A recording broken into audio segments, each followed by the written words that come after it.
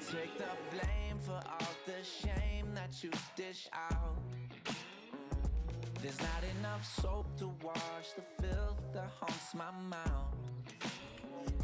Don't need any extra attention. If I were you, I'd keep my distance. I'm no hero, I'm no idol. There's no verse you'll find in the Bible, but I need saving. So they say, yeah. So while I pray on prayers and judgment stares, I can't help it, but I'm wondering, do you like what you see? A freak like me, an escape from all reality and dreams. Do you like what you see? The fantasy. In this world you won't Hello, hi Wes. be so free. I go. How are you? How are you? Just like my Zephyr, hit you in the chest while I'm playing checkers, peeling back the layer. You see the tear, show you them peaches, cause nothing compares. And maybe I'm okay-ish, oh. but I'm getting tired of giving two fucks. Maybe I'm a little too drunk, but should I Have a gotta hug. give the Have people a hug, what they man. want? Do you like what you see? A freak like me, an escape from all reality and dreams. Do you like what you see? The fantasy. In this world you only hope to be so free. A freak like me.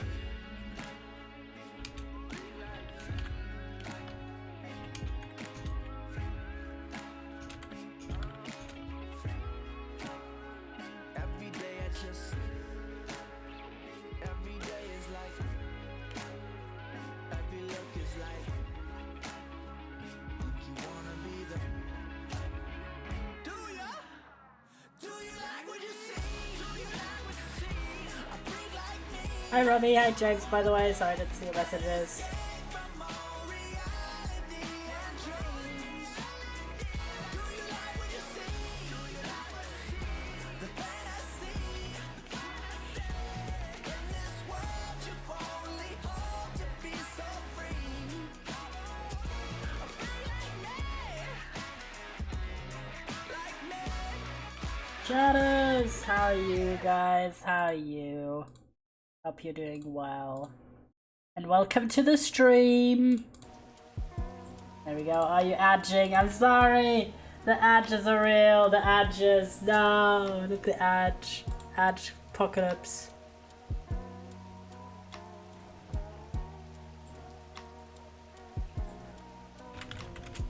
Sorry, I have to do some message responses real quick.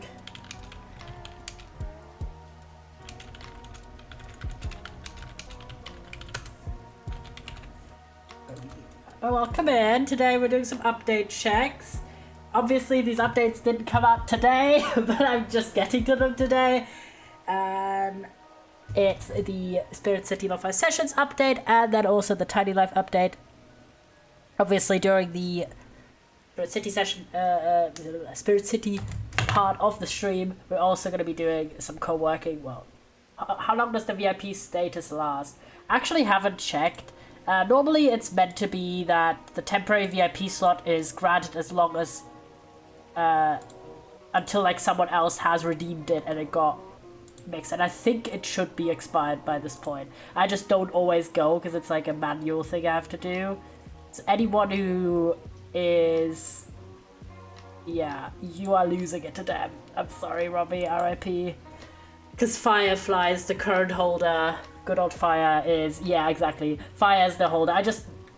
Normally I remember, but sometimes I forget to just remove the previous VIP roulette winners from the VIP list. So yeah, Firefly is the current holder of the VIP roulette slot. Bans technically won it as well at some point, but I've decided, since Bans is a friend of mine, to have them keep their slot irrespective of the roulette. Because my friends tend to have either moderator or VIP in the chat, and I thought it'd be nice this way. But welcome in, chat. I hope you've been good since I last saw you, which was yesterday. I know, crazy. But we didn't actually get to yap that much because I was really OMG, am I your friend? Gasper/J. I mean, kinda, I guess. You're my head mod. But we don't really spend a lot of time outside of streams. But at the same time, you've been around so long, and I value your opinion, so... I don't know. You're like a secret third thing. James is a secret third quantity in the world. But yeah, because I was so focused on the spoopy games that we were playing yesterday, I didn't really yap too much, honestly. But today we're going to be doing some working, some yapping, some gaming. But yeah, since I last saw you, today the clocks went forward, so all of our future stream times are actually going to be at GMT. I know, crazy. So I had an extra hour of sleep. I woke up about 20 minutes before my alarm, which obviously with the time difference, backwards is what the clock said. Yeah, exactly. With the time difference, I actually ended up sleeping 40 minutes longer. Do appreciate a bit of extra eeps. And then I've been big into whatever kind of crochet project I want to do. I got a lot of progress done on this one pattern that I was following, but I ended up hating the pattern because it was really annoying. So I just like abandoned it, ripped up, like undid like the entire work that I'd done, which was quite a lot actually, and picked out a new pattern. And I've just started on this. I'm like on row 2 of this pattern, and it's intense, but it's meant to be a crochet top, and I'm kind of hyped for this, so pray it goes well. My ass woke up at 7:30 a.m. and was like, huh? Oh my god, my ass could not. I woke up and I don't know when. That's real as fuck as well. But yeah, I've been doing a lot of crocheting while watching some YouTube videos. I actually ended up watching 2 separate Let's Plays of Indigo Park, because I was just like, I'm so endeared to that game for like genuinely zero reason. Not really zero reason, but you know, it's like really not the kind of game I normally gravitate towards in terms of both having enjoyed playing it and enjoying the story and the vibes. Because any other kind of like indie horror game that I like the story of, I tend to not like actually playing, like FNAF. But this one hit the sweet spot, so I actually watched GT Live and Jacksepticeye play. Honestly, I mildly like the creator of it. I don't know anything about the creator, to be honest. I know he's a YouTuber, but I liked the game. The game was good. Good game. So yeah, I watched those 2 Let's Play videos, and I also watched the game theory video about it. It's like some guy. I don't know anything about him, which is, I don't know, for certain creative things, it can be kind of a blessing to not really be too deeply engaged with the people who make it in one way or another. But yeah, I've only found out about the fact that he is even a YouTuber by watching MatPat play the game. And I was like, oh, he's yapping about this. And I was like, oh, cool. Fair enough. He was very negative to the part of the community I was in. That's very vague. I mean, fair enough. I mean, you can have negative feelings towards whoever you want to dislike, I suppose, unless the game is made by L. Yeah, but L and me are friends, that's kind of different. But, and as long, obviously, as it's not for, like, bigotry reasons, but I imagine it isn't. Speedrunning community. Oh, I guess? I really have zero connection to speedrunning as a formalized community in any way. I've barely ever like attempted to speedrun anything, so I have like no input here. I don't know, I guess maybe like the whole trying to like glitch the game to get it done in the fastest time possible, I don't know. Maybe that's upsetting to creators. I have no idea. This is like very outside of my realm. But yeah. Could mean so many things, yeah. It's drama that I don't have any connection to, so all I want to say is that I really liked the game, and I ended up watching a few videos about it while I was crocheting, or related to it, and then I've been watching more Ashley Norton. If anyone here watches her, oh my god. I love her so much. She's a video essayist. And she can genuinely make a video about shit that I give zero crap about, and I will gobble it up like it's no one's business. She does a lot of videos about like internet drama and culture. What do I? I'm sorry. Well, I will gobble it up. I'm not even gonna lie. Although to be fair, I did leave because of people in that community. Oh yeah, no. I mean, some people can be in whatever gaming community can be kind of a lot. So I get that.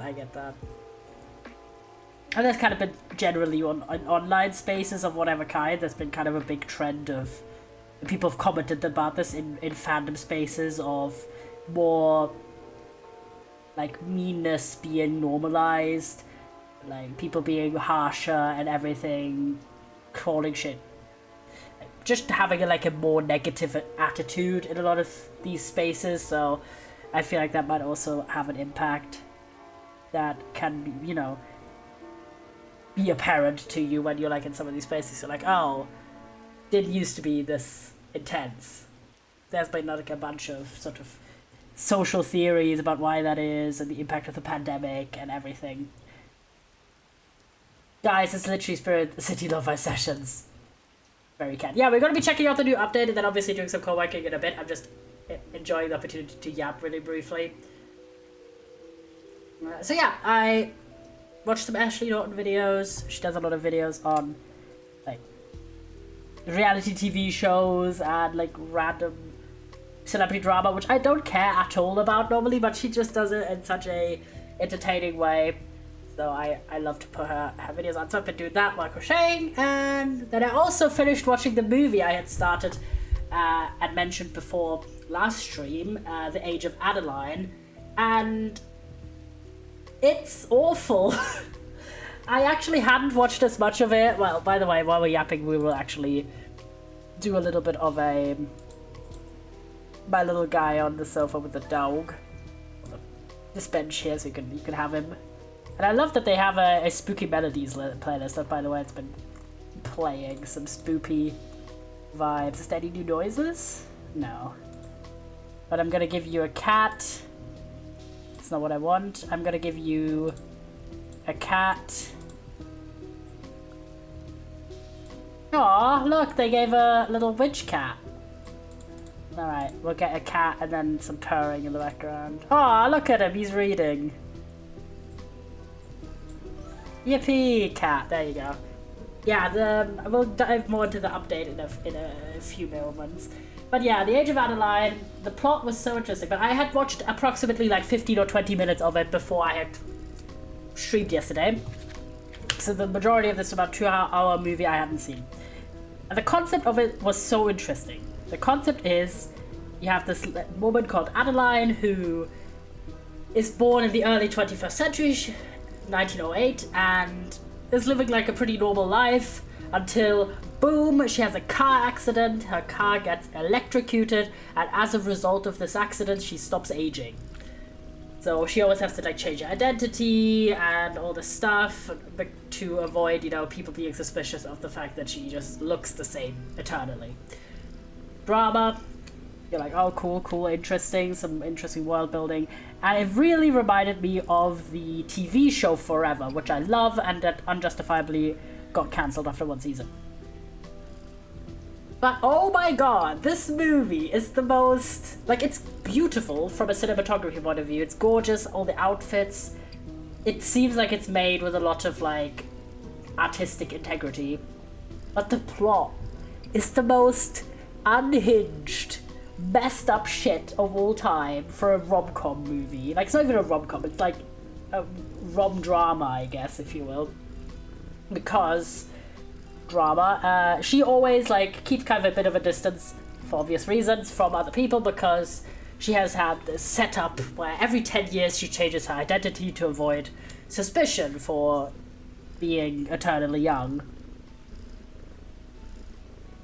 And she's about to do another move when she, at a New Year's party, runs into this random guy who is her love interest in this movie, okay? And basically, he keeps pushing to ask her out, and she refuses, because obviously she's A, about to move, and B, immortal, essentially. And he just keeps doing the most red flag stalker behavior. And this movie, like, rewards him for it by it working. And it's like, if in any situation, kill him, really, he genuinely asks at her job where she lives and shows up in front of her house. I'm like, and she's flattered by this, like, it works, she goes out with him, and I'm like, brother in Christ, what the fuck, why is this happening? Like, I hate this trope so much in romance movies, when people, like, will completely be fine with disturbing red flag disrespectful behavior, like continuously asking you out when you've said no, or literally showing up uninvited at your house, like without knowing the address in advance, by the way, again asking it from your job. Then also he shows up at her job and is basically like, oh, because he's rich, by the way, I'm gonna be donating to this archive that you work at, but only if you go out with me. I'm like, brother in Christ, like, he's awful, okay?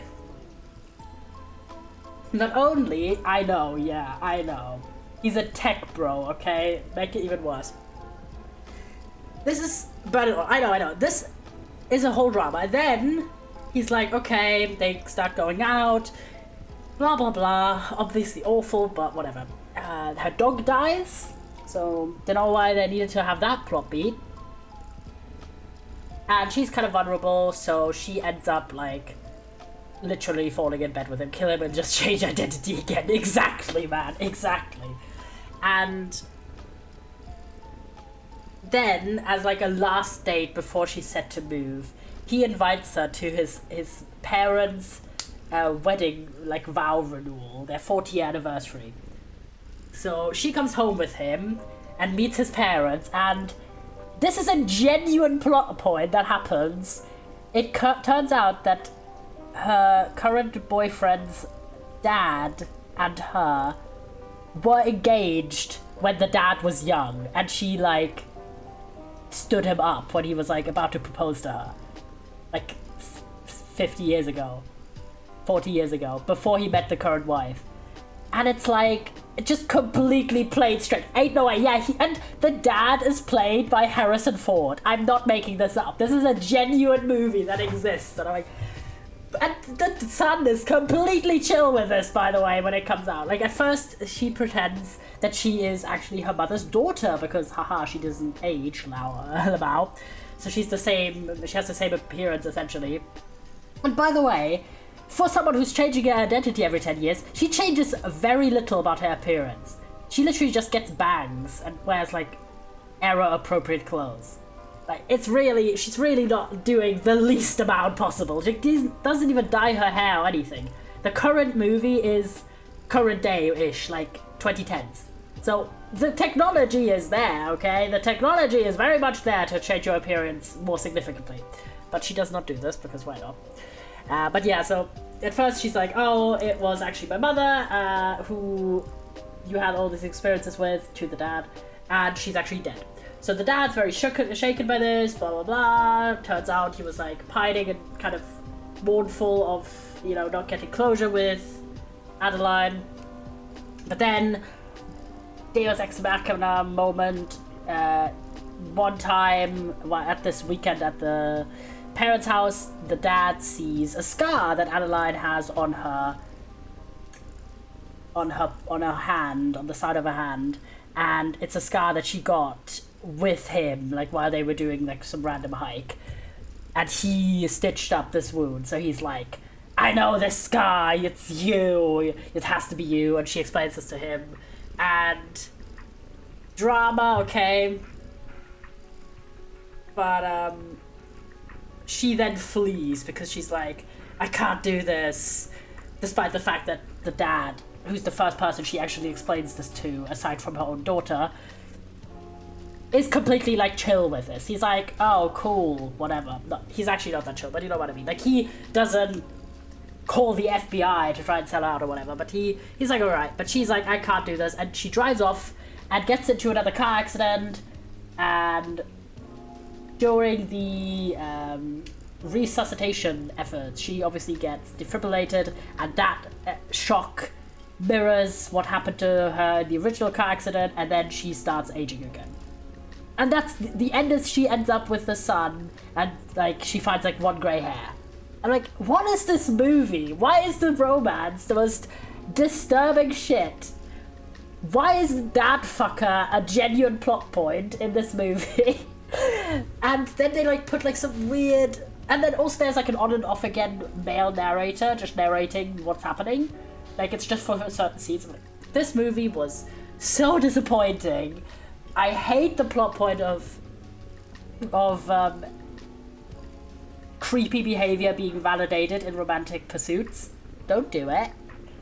What the fuck? And everything about this movie was just so illogically set up. It's crazy.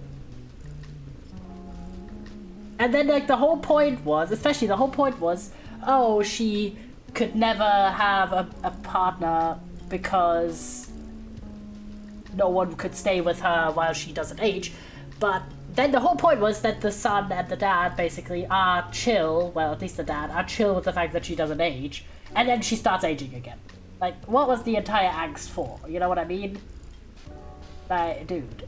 And also, they make a point that, like, right after she has this accident and at some point realizes she actually isn't aging, she goes and works in a medical facility and does, like, a bunch of research to try and find out what happens to her, and she doesn't find anything. Why doesn't she, like, realize what, like... It's so bizarre because we, as the audience, know about what caused her mortality, but she has, like, not the ability to trace back what happened. Like, I get it's in the past, but, like, surely you could have had, like, some information about, like, the weather or something, what was going on while you were having this car accident.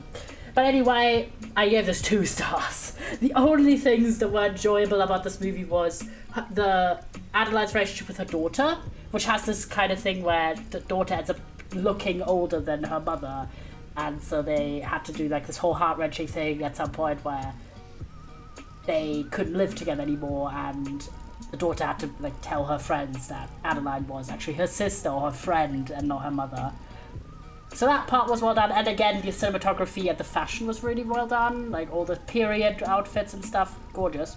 But everything else about this movie was awful, and it was such a disappointment. R.I.P. R.I.P. taking a cool-ass plot and then just making it the most shit ever. For real. But yeah, that was kind of my day yesterday. I did a bit more reading as well on Something Fabulous, watched that movie, did some crocheting, and then today I just had some dinner with my family and been crocheting more while watching videos. If I don't like something in a movie, like really don't like something, the whole movie sucks and that's it, kicked over you, yeah. Like that's why it's a 2-star, which on Letterboxd obviously a 1-star review. Do you want to hear my full professional review?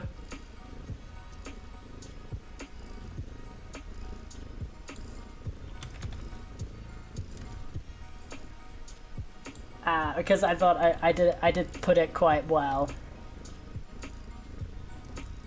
Yes, okay. If anyone is curious, I'm just yellow on Letterboxd if anyone is also a user. But yeah, I reviewed this as such. The concept of this movie was so intriguing, but the execution ... ouch! While having beautiful cinematography, it's incredibly melodramatic. Worst of all, the romance between the main characters is awful. Ellis is giving off every red flag known to man, and Adeline is a self-insert OC from a Wattpad story. Disappointing watch. Because yeah, she's very like, the fact that she doesn't actually properly change her appearance ever, and is surprised that people find out that it's still her, like, brother. Wear a wig, okay? It's not that serious. But yeah, this was a shame of a movie.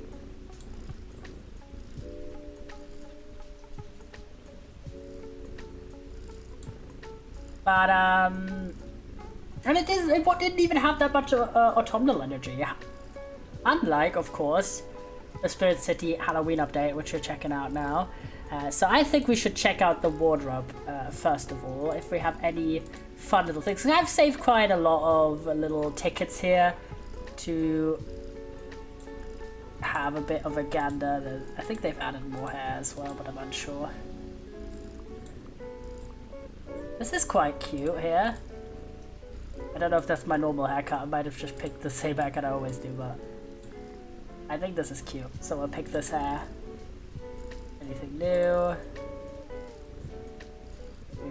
Do. There you go. Alright, let's check the outfits. Oh, that's cute.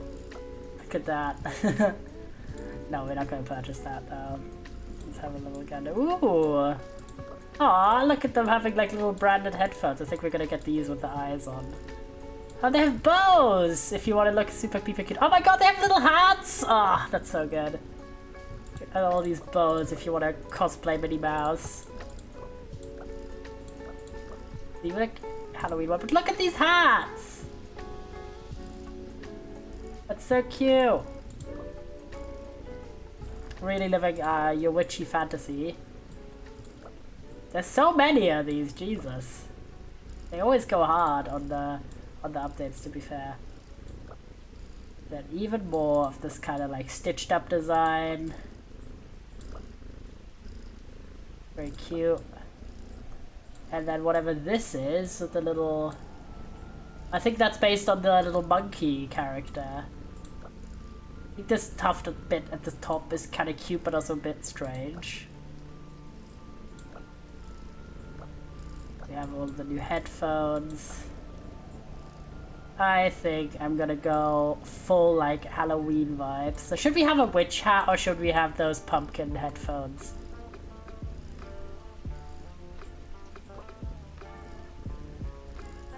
What are we feeling?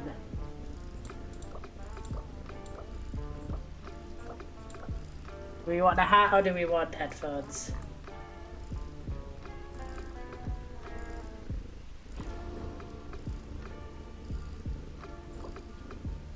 I think, yeah, alright. I'll go with...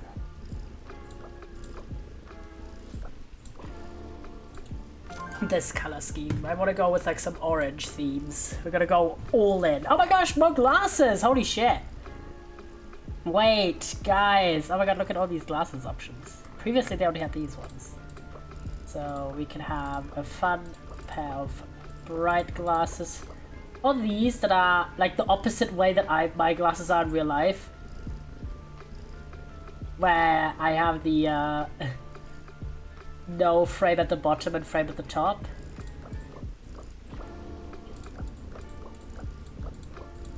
And then obviously more round glasses in a variety of colors, sorry. There we go. So I will go for brown. So it's actually quite close to my real life glasses. So currently I've been what's the word, rotating out.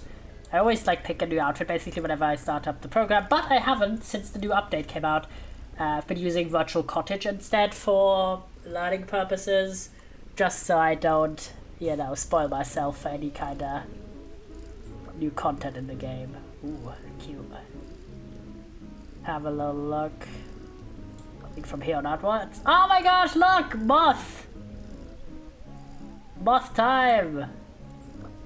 Then this shirt. Or pentagram. This one. And a pink one. Pumpkin! Ah, oh, this is cute. A leaf shirt. See black. Pumpkin orange. This woven pattern. Ah, cute little like berries. I love these shirts, these are good. Flowers, more flowers. Ghosts! Oh my god, we're so gonna wear the ghost shirt. Holy shit. Ah, these are so good. Ah, some tartan. The emo tartan version. I would wear the one with the magic circle on it. Maybe. Ah, cardigans. Look at these are so cute. And then a few more goodies. Very cute things. Do we like this shirt here? Doesn't really match the color scheme. This would. Because we've been going for orange and black. The one thing I hope they introduce at some point would be lovely. Doesn't match, yeah. The one thing I hope they introduce at some point would be like layering. The circle does not.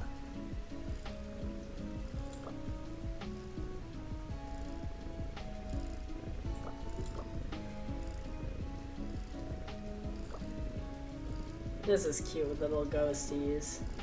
I think if we find some orange pants with this could work. Any bottom layer in orange. Yeah, they did introduce a lot of skirts, which I don't tend to go for skirts really. I don't like wearing them in real life. I'm not a skirt guy. But yeah, if you do enjoy skirts, they did add a lot of options recently. I think in this update and the previous update as well. I'm sure. And then we have some checkered trousers. This could work. Some jeans. A lot of like PJ type.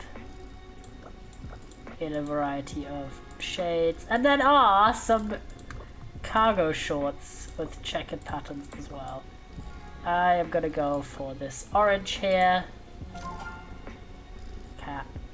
And then let's see, socks. If we got a bunch of like long tights, like on knitted socks. These are not gonna be super relevant, I don't think. Some striped ones. Bit of spider web. And then of course some cozy checkered pattern. All of these. Yeah, I'll go with these orange with spider webs. Then if we like any shoes, we might put shoes on top, but if we don't, we're just gonna stay with socks. Oh, they've added high heels, damn. Low heels, I suppose, if you will. And some cool, like, Halloween-y sneakers. And Halloween loafers. But I'm actually gonna keep just the socks, because we're indoors, you know. This is technically, like, a pretty leisurely outfit. Alright. Our new outfit is done, and they didn't add any new creatures to collect, so I think we're gonna stay with him. But I do want to check out if there's any other... Ooh, they made a creepy version. Aw, he's a little vampire! I think they gave each one like a vampire skin. Aw. So cute. Wait, this is Shadow the Hedgehog. This is Sonic. Look at him. So cute. Each one did get like one new skin at least. Oh, there's a trans one. How cute. The bird.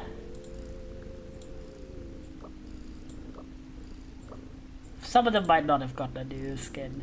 I'm unsure. I don't know all the skins by heart. Ah, oh, look at him! Okay, we're getting him. I don't care. Sorry, cat. Cat enjoyers. We're bringing him in. He's so cute! He's a little like tanuki. Okay.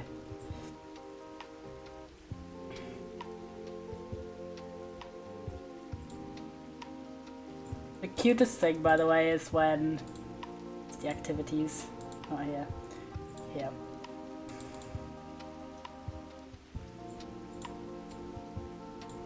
Cutest thing is when they will sometimes join in. Look! He will knit as well. So cute. Actually gonna move us over. Does he do anything here? Look, he's gaming with us! I love, like some of them, they will give him their own idea, their own little activity. Aww. Rosie Ping.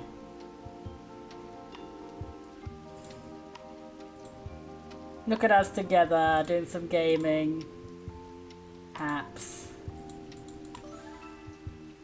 So cute. And then the fireplace. Hello, hello! Little Tanuki. He loves gaming and knitting, so that's the ones he will join in with. I think that's so cute. Okay, I want to go to the gaming one over here. I think that's cute. Alright, we are actually going to do some work as well, though. Hi, hi!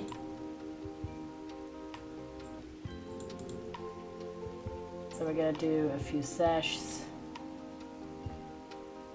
You actually need to do that.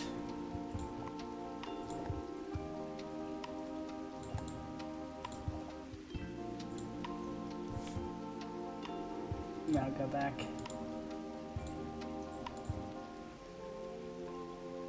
There you go. It's kind of the two things I want to do. I'm going to do a bit of this.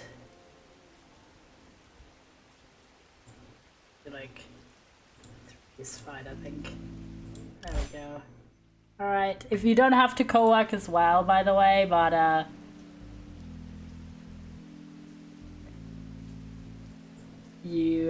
if you do have anything to work on, it's a good time. I'm gonna vibe. You can also just vibe in the little breaks in between. I am gonna yap to you, of course.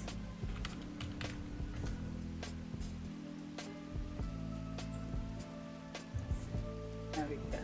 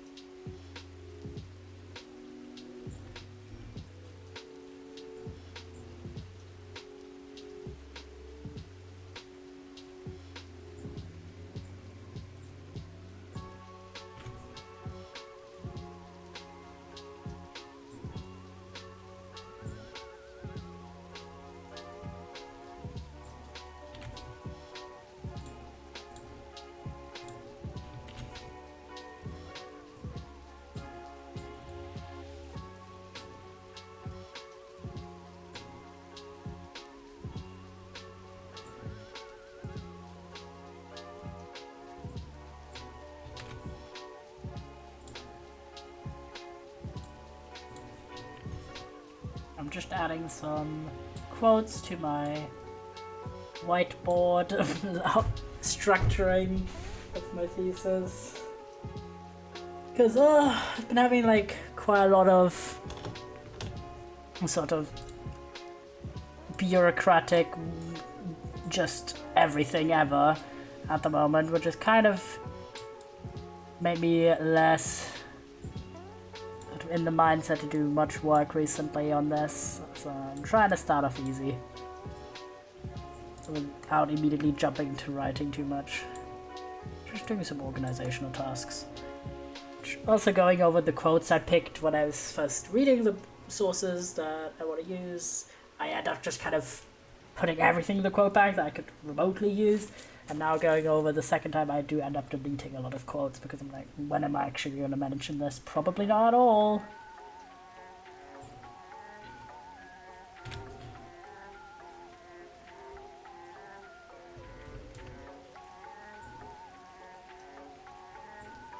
There we go. At the moment I'm kind of set to sign up for my paper in early November. But at the same time, all my ads at the moment are just, have you finished your degree and don't have a job yet? Here's ways to get one. Like, please, I'm watching a YouTube video to relax from the stress of my life at the moment. Why are you constantly going in this direction, algorithm? So, RIP to me.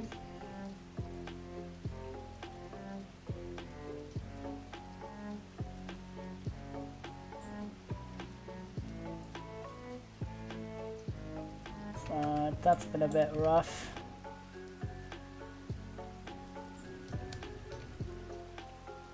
There's a bunch of shit about there.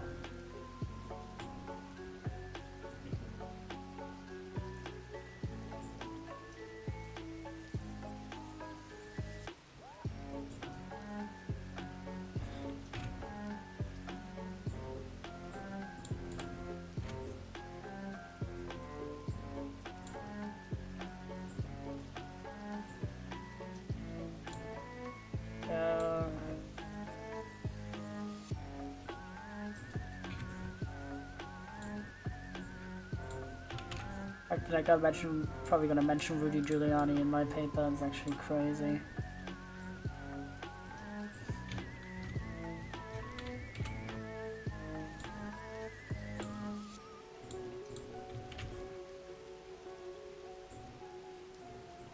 See how it goes.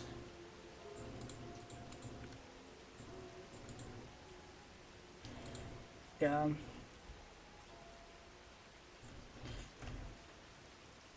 Most of mine have been, I used not to write well and kept repeating words until I used this program to use language better.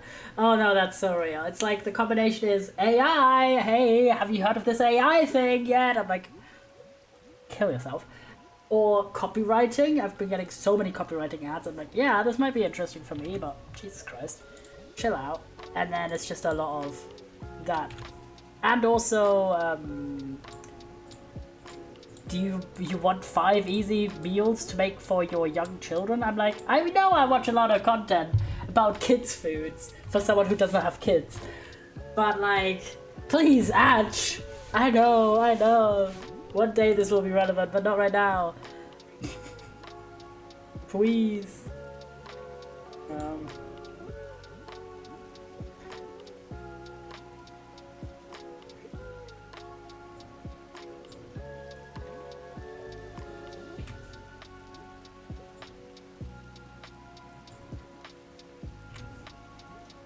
Oh yeah, we didn't even change the room, I forgot. In the next break, we're gonna change the room. I was so absorbed in the outfits that I didn't even think about it. The next time we have an edge break. Not edge break, but have a study break. We'll change our room design.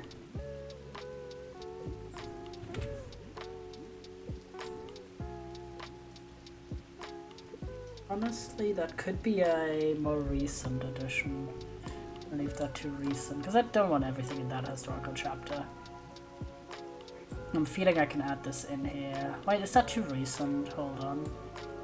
Oh, that's 2017. Okay, that's too recent. That's too mid. Where's the middle chapter? So I decided actually to have a section that's kind of like in between the two main focal points I have for my thesis, because I felt like it's too big of a schism, or chasm if you will, between the early 2000s and then jumping immediately to like 2017. So I'm like, alright, we'll do a bit of the middle. Use a little bit of content there. When was the study done? Truly the questions of life.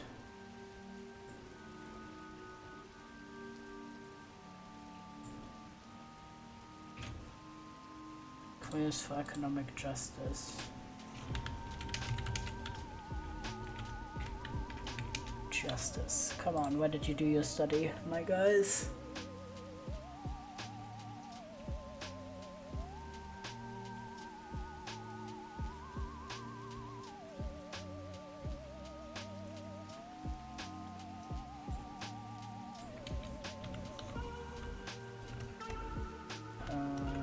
These report. Is it report?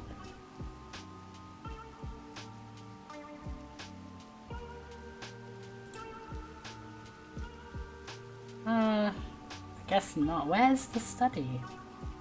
Need a year. Oh, is this from this? Surely?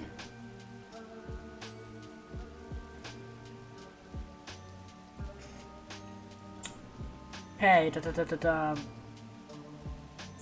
First of its kind. Police mistreatment. Is this from here? This study 47%. Is there a 47 in this? No. Okay,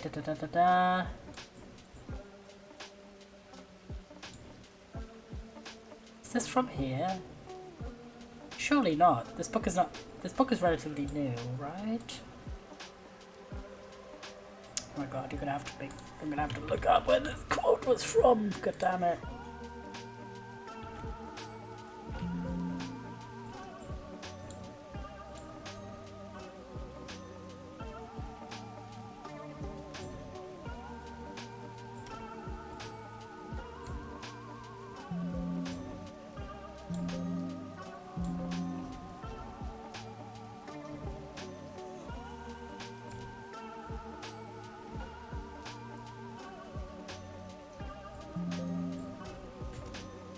There you go. Cat jig, so true.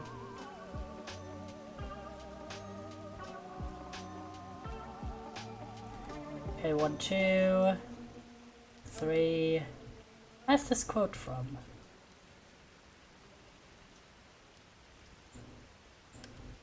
Warrior. What was it called? Warrior something. Here. Where is this from? 89. My bro.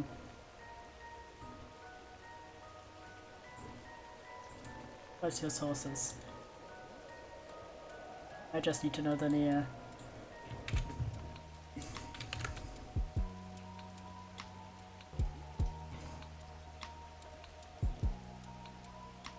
From 2010 apparently. Is that actually from 2010? Yeah. Okay, 2010 then. Mark that from 2010. There you go. This is when you try to find a source and you're just like, what the fuck? Where art thou, my guy? Where art thou? It's basically from the same... Roman! Yo, drink, hello. How are you? Jesus. I drank too fast. How are you? I'm doing some uni work right now. Trying to locate when the study was published. Hello. Wait, have you seen this in our chat? Important. There you go. I'm good. Just having lunch. Nice. What are you having for lunch? I get that. Yeah. I was like, brother, when was this made? It was 2010. Holy shit. I know. He's excellent. Peak life has just occurred.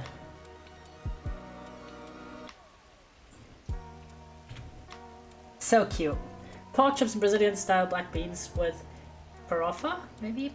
Sounds good. I had pulled pork lasagna today, and the other half of the one that me and my dad had yesterday, and then I had some cauliflower. Pretty excellent. Miss lasagna. The type of dry cornflower thing. Love some cornflower. I think I'm gonna... Oh! Break time! And that's gonna be us designing the new house. Do you use Google Scholar, by the way? I do use Google Scholar. I also use JSTOR for sources. Alright. Let's have a little look at all the new stuff that's been added in terms of decoration. I think from here on. Not 100% sure. Oh wait, do you mean real life work or game uni work? Real life work. This is like a productivity tool, but we are also checking out the new update for it. Oh, lemons! Guys, Lemon Lands is real. Oh, okay, good. Yes, yeah. Lemon Lands is real in the video game. Holy shit. I think these were here before, but these are new. It's just gotta for finding where it was published. Lemonland. Yeah, I just needed to find that, like, look up that quote in the book again, and then just scroll down to the index where that little thing was marked as, so I could find that particular study title. Get some cute little wallpapers. And then some tartan! Love some tartan. Bit of this, like, vampire aesthetic. This looks like a very particular kind of room. A bit of spoopy vampire energy. Ah, look, little ghosties on the wall. The skull pattern. But yeah, we are gonna go for very Halloween-esque energy. So I want to color match mostly on orange and black. So I will go for the black ghosties. Then the side walls. I actually want to see if I can't have that black there. This. It's maybe a bit too dark, honestly. Do we have like an orange option? That is a bit subtle.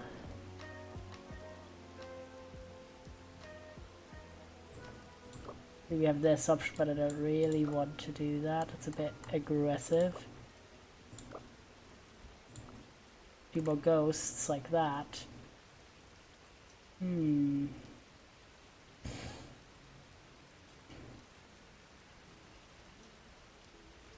Yeah, I think we'll do this, and then just have a wall border at the bottom here. That's this black that I want to use, and then have this section here match like that. I think that's pretty sick. And the floor, what options do we have here? I don't really want to go for... Ooh. I really don't want to go for more... What's the word? More black, because I think it's going to be too dark. Might go for brown. Ooh, wait, we can do spider webs. More ghosties. It's too many ghosties. I think...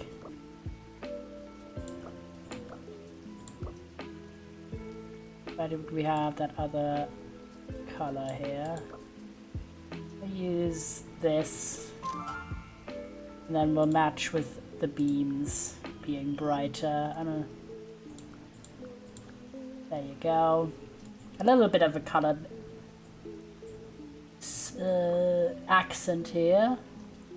We get new... Oh, look! Little pumpkins! And there's also some nice hangers. I want... Oh, wait, the ghosts! We gotta get the ghosts, guys. Ghosts acquired, holy shit. And some beam accents. There's a lot of gay shit in this game, if you are so inclined.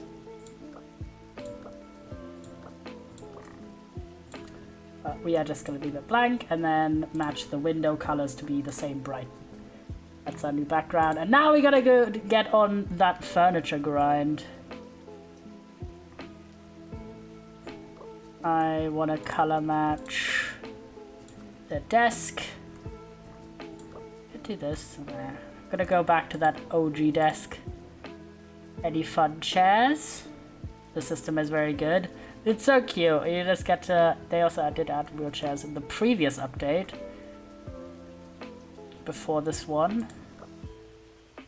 I want to make sure that we have some... Oh, time to do more work.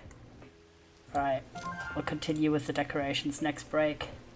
And look, you get a little buddy to hang out with you while you do your workage.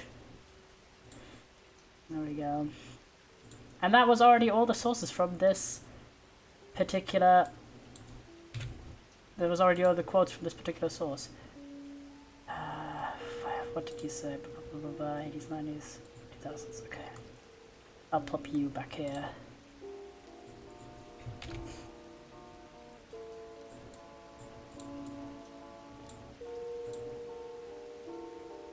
If anyone's wondering, by the way, I think I can very briefly show you this without, like, leaving it on too long. The kind of process I've gone for this visualization is actually a bit insane, but works for me, what can I say? Hold.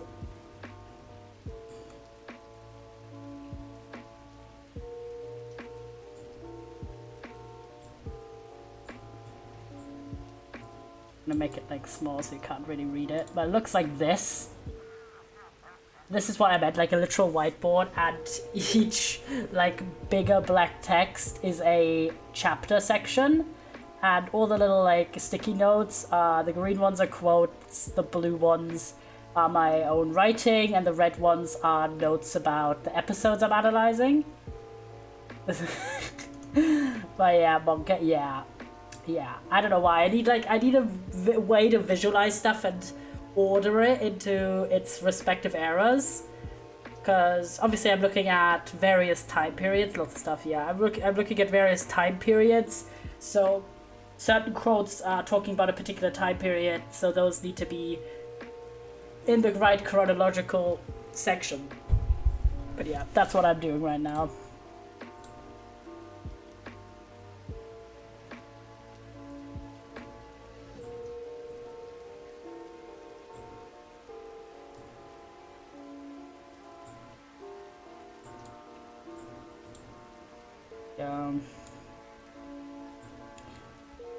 Mostly ordering some stuff.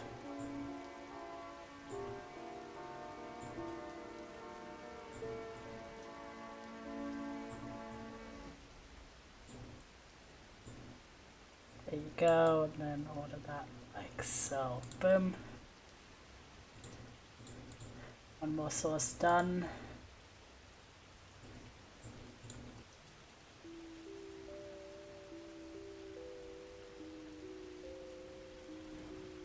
I think I'm actually going to use this source for like kind of a why does it matter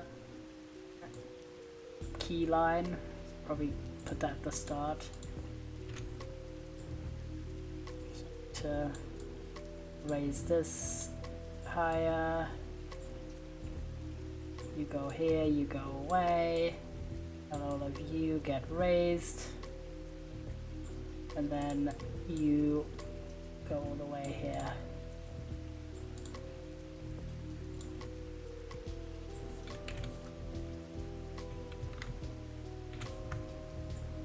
The U in the game doesn't seem to be great, and whatever game this is, yeah, no, my ass is not doing well, I think. We could do some we could do some typing. He's so cute with his little apple, I love him.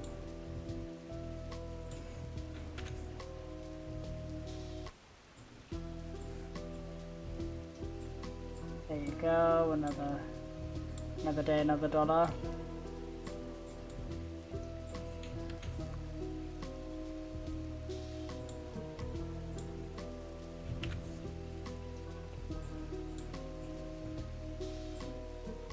Tasty, literally, yeah, he's literally that emote.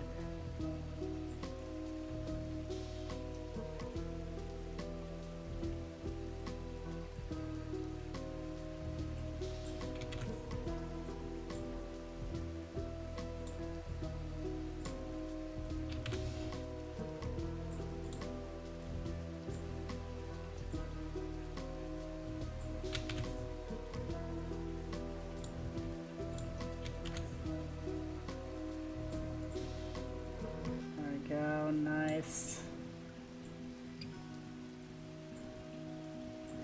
And another source almost completely added to my board. Yeah, because for a lot of this, I'm like, it really helps to visualize like where in my paper do I actually want to bring this in. Because I can always call it back, but like, where do I want to introduce this argument or this particular piece of evidence for my secondary literature primarily?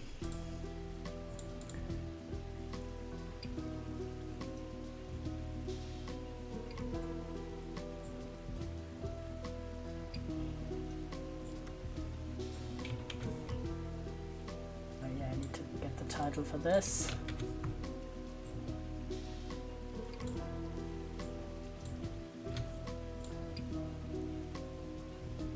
Okay, the introduction is actually getting quite a lot of stuff. I guess not to say the good part is, but the expected part is the introduction is going to be several pages long. So, why are you here? You belong here. And I'm trying to keep it in a way that I can visually distinguish what quote was from what source by having the title displayed as well as like a sub-chapter title essentially in my whiteboard.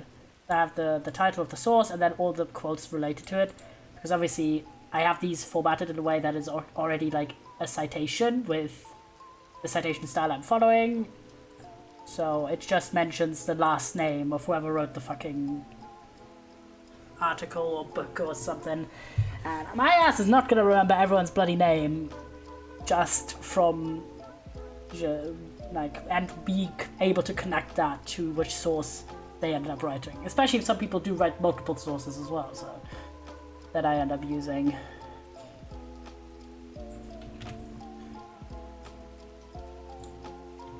So that's the logic here.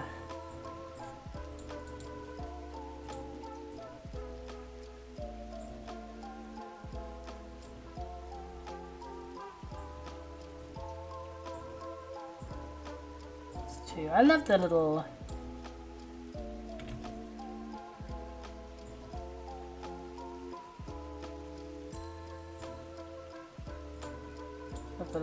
Halloween music so much, it's so good. Okay, I'm gonna move all of you down, and I'm gonna put this media representation in the 90s section.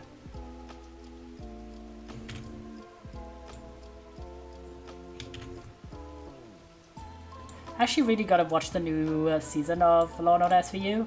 So I'm pretty much not gonna end up including it in any significant way whatsoever, but like, I want to watch the new episodes because I think 3 or 4 I've already aired and I haven't watched them yet.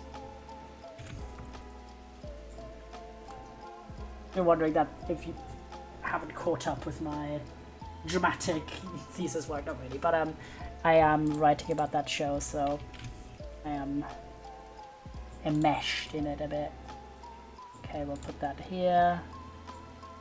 Maybe actually, do I want to put it into the...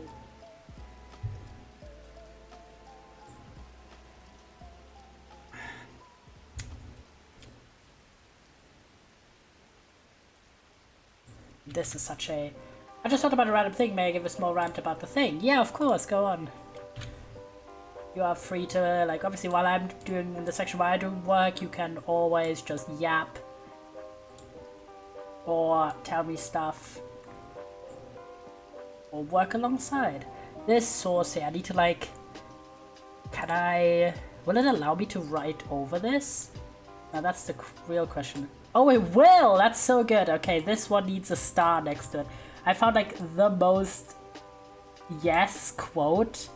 This is like 100% needs to be included. A lot of this other stuff, I just write out quotes to be able to, like, either paraphrase or give a broad gist. Whenever I end up using the context of it in my work. But this one is like emblematic, so I'm making a big red star on it. Just so I remember it. And this other source as well. This other, not even other source, this other quote as well. This is very good. Of like, basically I'm adding stuff about like, why does it matter? Haha.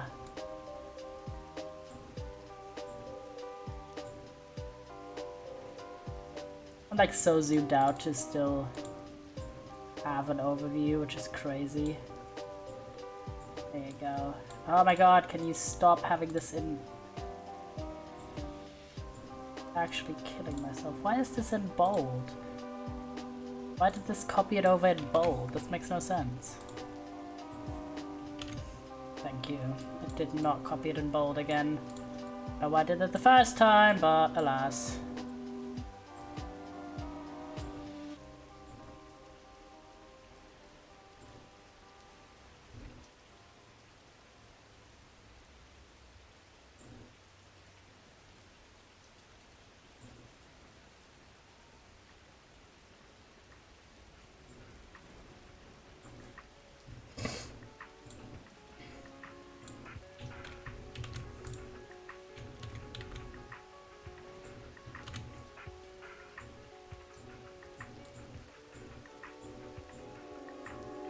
Right?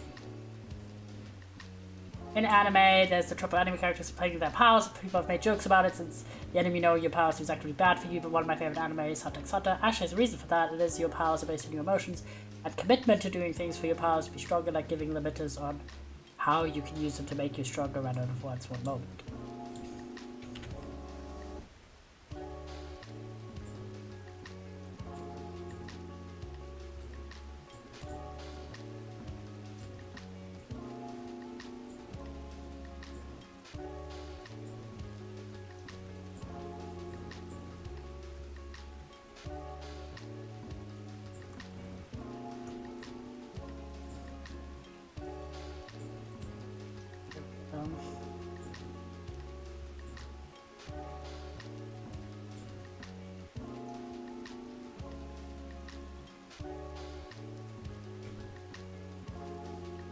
There we go. Anyone can expand their powers and sort of make it harder to find since they know your power and can react to that. It makes your power stronger because of that drawback you accept. Fair enough, fair enough. Another source described out. Doing well.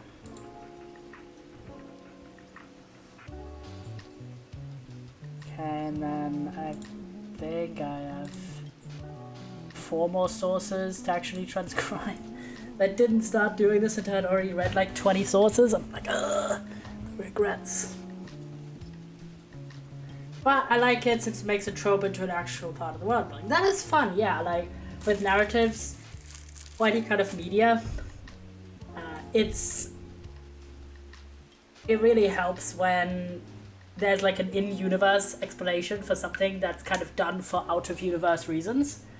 Like in that case, obviously, like an explanation of what is the power makes sense for the audience watching it, but in the universe, why would someone just say their powers out loud, you know? So I agree with you there. And it kind of rips you out sometimes when you have a media that does something, you're like, oh, this is clearly not done for an in-universe reason, this is a meta reason. Like, just like one of the things I was criticizing about, one of the few things was of Indigo Park was the chase sequence being predetermined of when the door actually opens, and it doesn't matter how close you are to it when it does, really, and anything like that. I was like, you know, this is a meta reason because they want this chase sequence timing wise to work, but in a real life situation, why wouldn't you get an advantage by being closer to the door? Or actively get a disadvantage if you were not closer. But alas.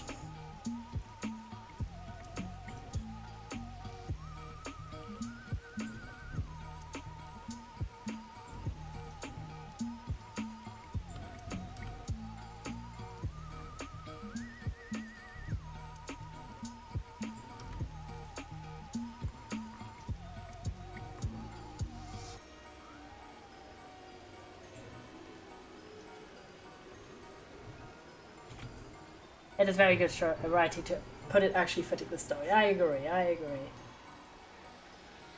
In terms of logic.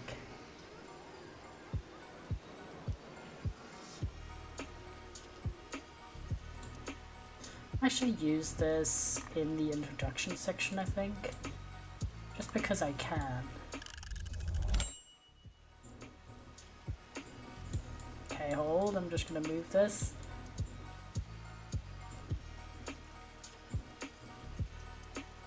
And then some moving here.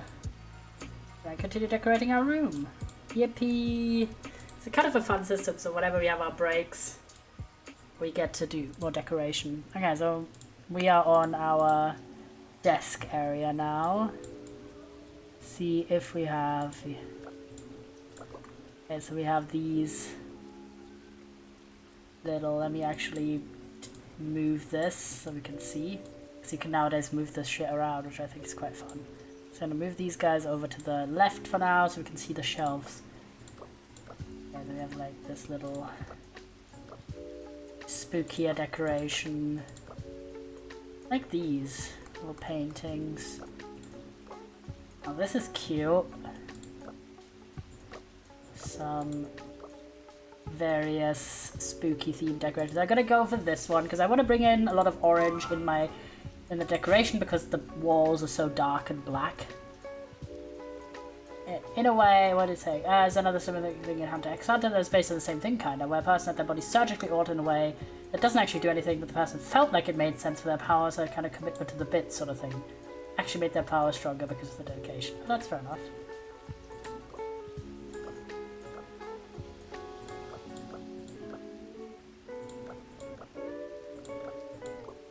Some more paintings, we have more of this type of decoration, or this bookshelf. I'm gonna go with this, again, committing to the bit.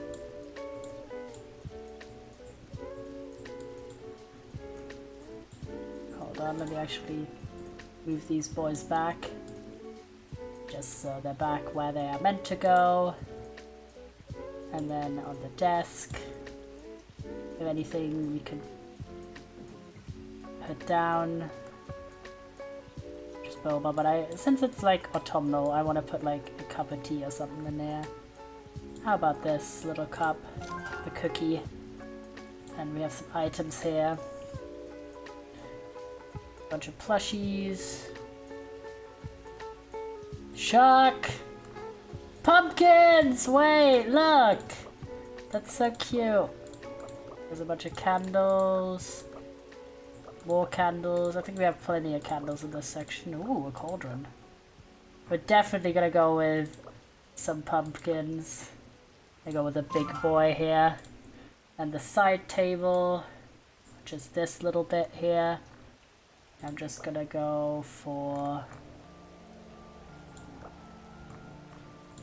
I want to match the color a bit to the desk. I think this is quite cute. Context such as match writing so good, it automated the entire part of the process, which just explain why tropes exist in universe. That is very fun. More flowers. Aww, look at the little plush collections, that's so cute.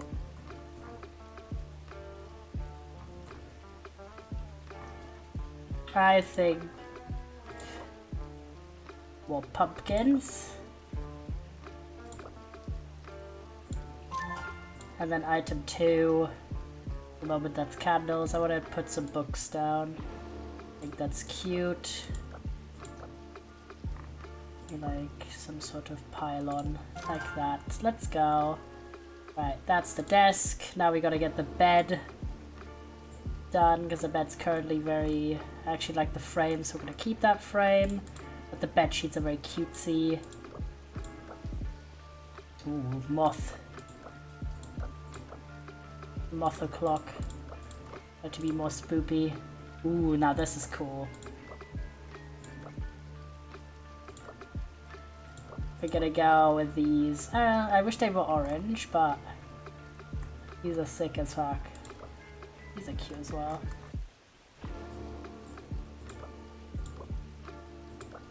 You know what? I think we're gonna go with the super Halloweeny ones just because we can. And then the last thing I think we could do this break is get the decoration over the bed. Just a ghost portrait. Oh wait, we can have just a broom over our bed. That's sick. Okay, broom acquired. And then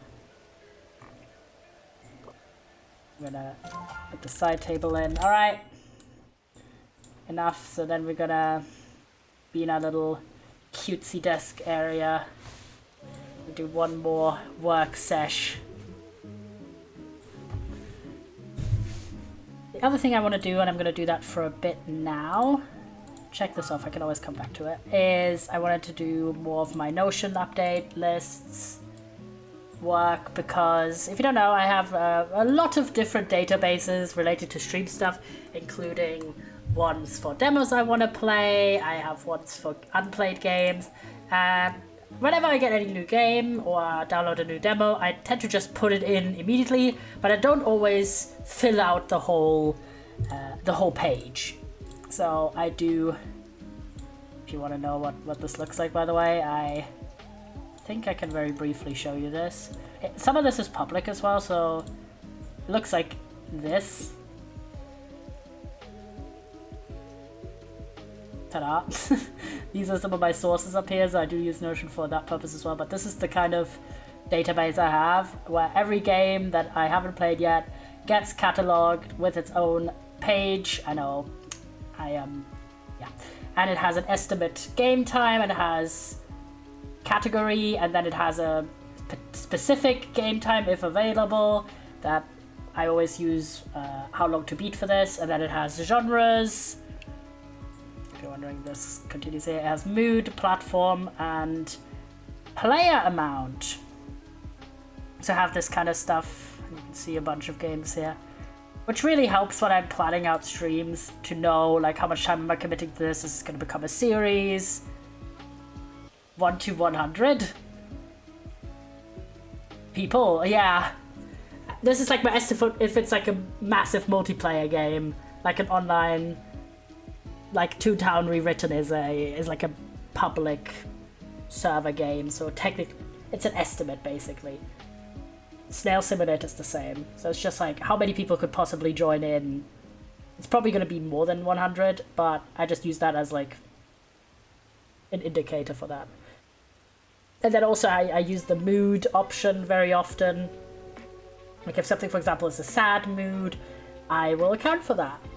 And then on what platform do I own it? Very easy to access and shit, so very helpful. So, but yeah, I have, as you can see, I've gotten quite a few new games that I haven't filled out their pages yet, so that's what I'm gonna do for a bit now. It's very, like, it's not that dramatic. I just add the platform, the genres, just all the info, but then I also add in a little icon for it and the picture in the main page. I can show you on one that I filled out already what that looks like. Looks like this. Ta-da! I know, crazy. Just like to make it look nice, and then whenever a game... Sorry, I'm just yapping on about this, but whenever a game I do end up playing it, it moves to the game library. Shocker. This is all the games you've ever played, their current status. If they are a demo, my rating for them is also in here. So this is basically the, you know, the peak performance. How many are there? In the game, this is games and demos. Demos also get imported here. 432 currently. So this is the entire page. It's every game and demo we ever played on the channel. As you can see by Indigo Park, Chapter 1 being at the very bottom there. Ta-da! So yeah, all the stuff that gets played moves from this playlist, which has this data sheet, or I'm not sure I've seen 432 games, or this. It's technically not 432 games because demos and full games of the same games get counted separately, so it's probably a bit less. Yeah, the demo one is a bit different because stuff doesn't get moved away from here, it just gets duplicated and then moved into the game library. So these are all the demos, and if we play them or not. And also here, as you can see, a lot of these haven't gotten the pictures and the information in. But yeah, that's also work. But they're super handy for planning streams, all of these lists, and for finding information quickly. If someone asks me, oh, what did you play this? Or what was your thoughts on this and this game? Then I can like very quickly look it up and, you know, have that information handy in a way that I wouldn't have otherwise. So this is my peak hack for, you know, having shit memory, is do very extensive data tracking. Did you play Lego Lord of the Rings? I did not. I have not. I played Lego Harry Potter the years 1 through 4 on, but not on stream, just as a kid. I think that's the only Lego game that I've ever played. No, actually that's a lie. There was like that one original game that was set in Lego City with a Brick Boy or something as a protagonist that I got from my library when I was also a very young kid. So those two are the only Lego games I've ever played. I just remember that that Lego game was so difficult to understand.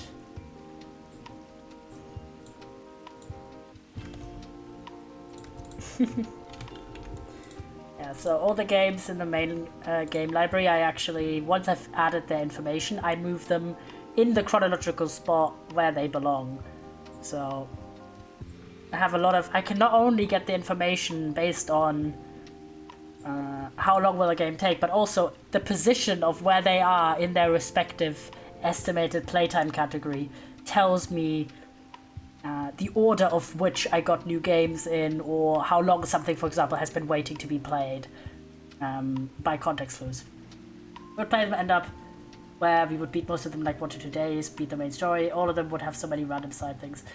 I do kind of want to play some of them again, because they were like very charming and fun. Maybe we'll get around to it.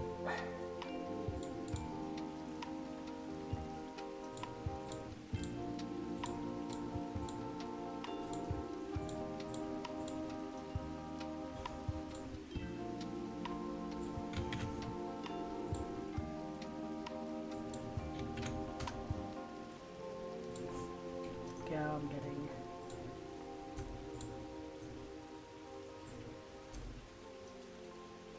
adding Finding Paradise. So many games. I literally have almost 230 unplayed games. Some of which are very short, but some of these are long games, and a lot, like almost all of these, I'm like super excited to get to, and I'm like, I just need to make the time, guys. Damn it, you know. This is me all the time. But also, we are playing a lot of games actively at the moment that Why did I make this a point-and-click then? This is not a point-and-click game. My asses, I'm not doing this justice. An adventure game, there you go. So, there's so many. There's so many. It's actually not funny.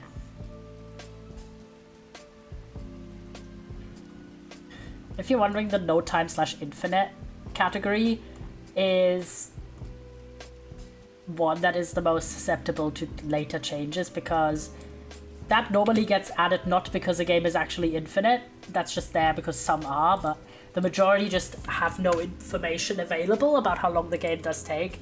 But sometimes I end up checking back on it, and then if someone has, for example, put their finish time in how long to beat, then I can update that. Because those are the most wild card of all the games, as it could literally take any time, really long, really short, anything, and I can't really estimate that too well. I've not played them in a while, but would be willing to give input about how good they were as far as I can remember. I think I would probably be interested in the ones that I have like any kind of franchise connection. I'm like, I like the media that it's from, or if it's like a Lego original game, then I'd be like, just depending how fun it looks.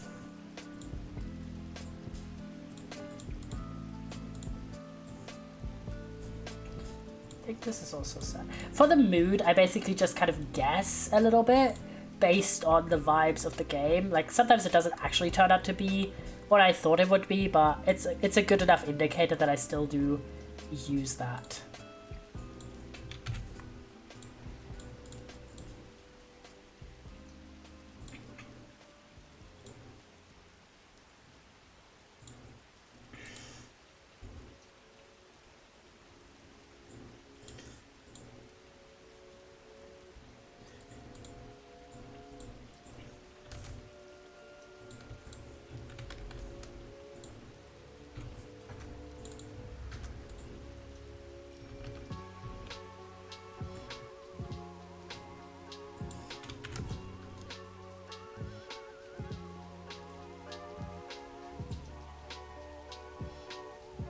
What's the biggest case of a game being a wildly different genre as there's any you can remember? Not genre, mood.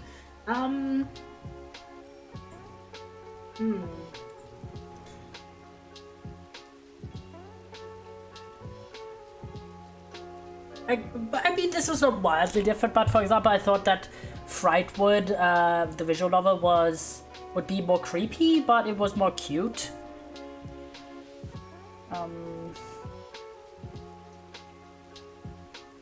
What is another example? The Spirit Lift was also not... I put this originally down as a strategy horror game with, like, intense as one of the moods, which intense just means, like, either it's, like, a horror game, or it's action, or it's, like, just intense in general. That's why I use, like, a vaguer word to just encompass multiple different moods. And I thought it would be more intense, honestly, but it was more focus. So that was one I'd say that... It's mostly games that I judge to be like a creepier, spooky type game, because some of them are just like the setting is a little bit like spooky themed, but the actual gameplay isn't particularly scary, and others it is scary as well. Like Indigo Park, for example, while also being a strategy puzzle having game, it is primarily a horror game with jump scares and chase scenes and stuff, so that is very apt. But I don't tend to be super wrong too much. Another element that kind of can pop up in a way that I maybe didn't anticipate a game to have is sad as a vibe. I tend to be quite solid though, because a lot of games will put up front if the game is sad or scary. Funny is also kind of like a bit in the air. Say, okay, like a good one is for YouTubers Live OMG, I put this down as funny originally. I think I will actually remedy that to be focus and social. Social means like lots of interactions either with NPCs or with other players, basically. I don't know, I just have like a very particular system with this shit. But it's really been quite helpful for these kind of pre-plans and structure elements. Because obviously the time estimate isn't necessarily that, you know, indicative that I will actually end up only playing that amount of time or even hitting that amount of time. I do often tend to go over it, but it's helpful because like, oh, if this game is estimated to be a 20-hour game, I know it's going to be a multiple stream series 100%. Basically, if it's more than like say 4 hours max, I pretty much would never play that game in one sitting. Sometimes I make an exception. Certain games we've done like a 4 or 5 hour stream to finish the entire game, but anything longer than that is definitely a multiple stream series. So those are the main information sort of values that I use. It's just, is it a one stream game or is it a series? And then I can judge, oh, do I have too many ongoing series already, or is there space, or do I have any obligations to follow, and etc, etc.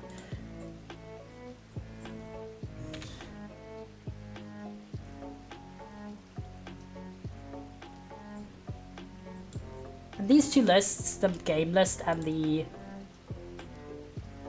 unplayed game list, are the easiest to maintain as well, because once I've entered the information once, it's good.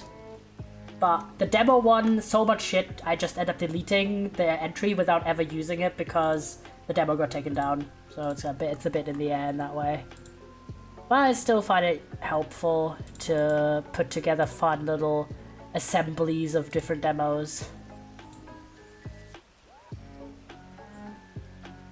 Spirit in the Mouse.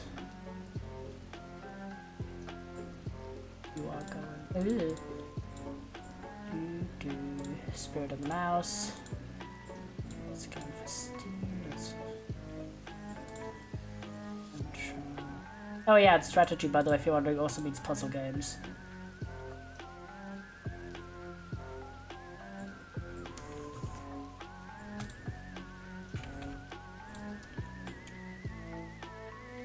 Go. Spirit of the Mouse. Okay, hold. That's 4 hours. Okay, I'm putting you in here. Alright. We'll do a little bit more. Do like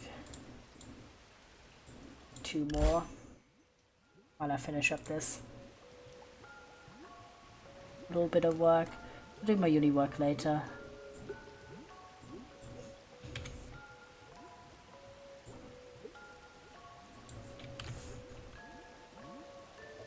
I want to do 2 things. I want to fill out the entries that haven't been filled out yet, and then also check again on all of the No Time Infinite games if there has been any time added since I last checked.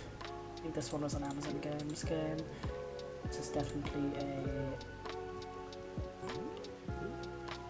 strategy point and click game. This is Focus.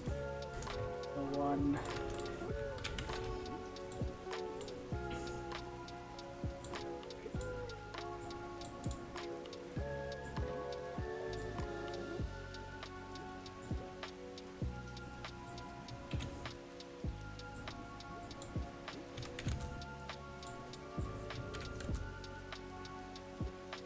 Forgot the M from mystery. And copy that.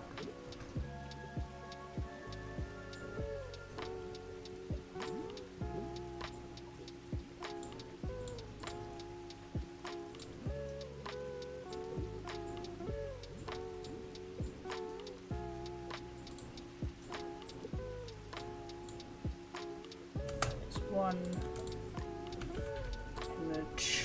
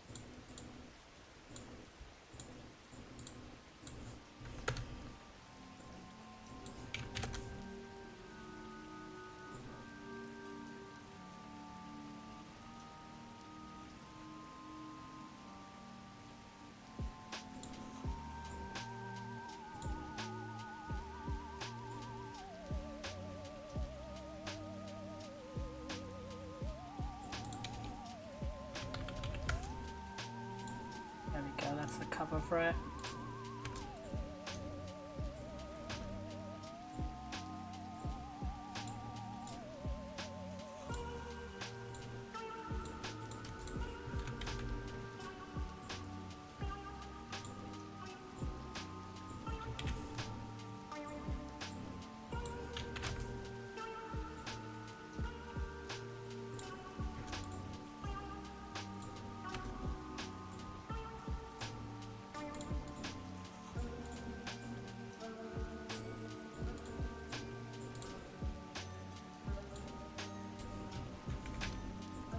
There we go.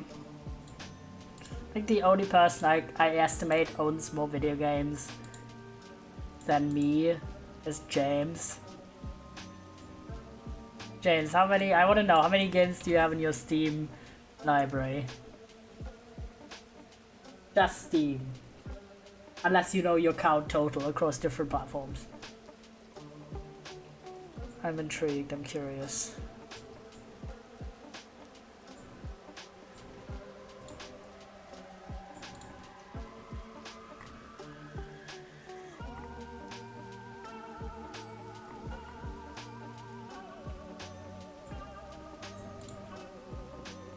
$219 apparently, that's epic. But yeah, so the total count of how many games I own is probably like,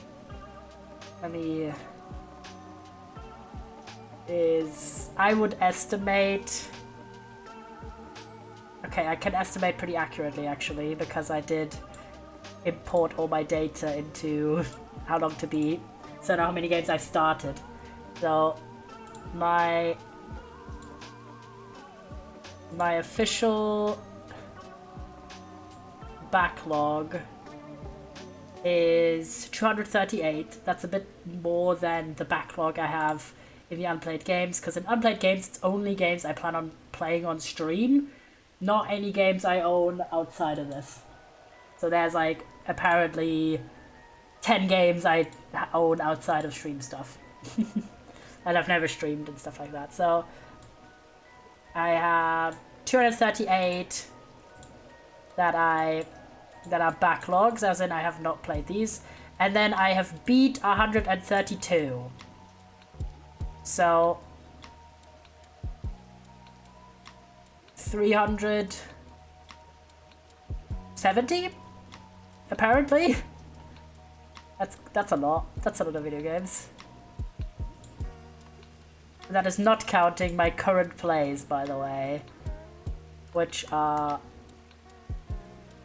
44 on top of that. So 413, I think. This is not accurate 100%, but roughly. Could be told that James programmed the first computer, I would not be that surprised. That is real AF, but yeah, I think that's roughly accurate. So I'd say somewhere between 350 and 400 games are in my possession. And these are not counting, by the way, the hundreds of games I own on itch.io that I just don't really have plans to ever play or didn't enter into any of my databases. Because I got them for that one itch.io bundle. And I also don't have plans to ever buy another itch.io bundle with... because I would rather donate to charity, like straight up. As having that much stuff flying around honestly just stressed me out. And it took me so long to sort through it anyway. Well, having like no... like compared to like a Humble Bundle, those are themed around particular games.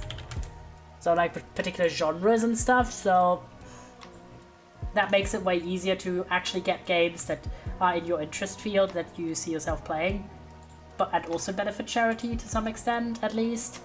Whereas itch.io bundles are just like throw everything in ever, and you're just a bit like, what the fuck, you know? So I just had gotten into digital game ownership, or you know, ownership in quotations, by 2020, so I bought one of the itch.io bundles, and it was like 1,700 items. About 500 to 600 of which were tabletop games, books, video. I think even more. Probably like, I think like 700 or so of those assets were not actual games, but game-related assets. So, but still, having approximately like 1,000 other games just random floating around, I'd say about 80% of those are not even counted in that number.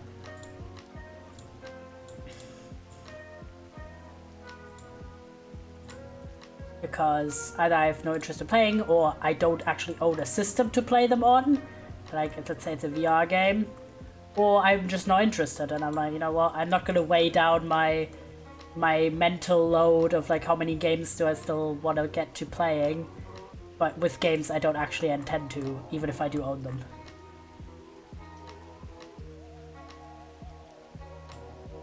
There you go. If that makes sense.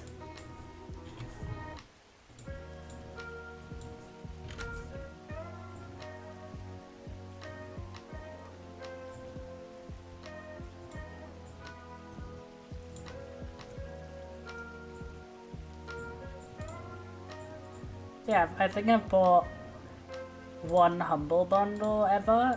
No, two actually. I bought the Doctor Who Media one, which wasn't video games, but like audiobooks and stuff.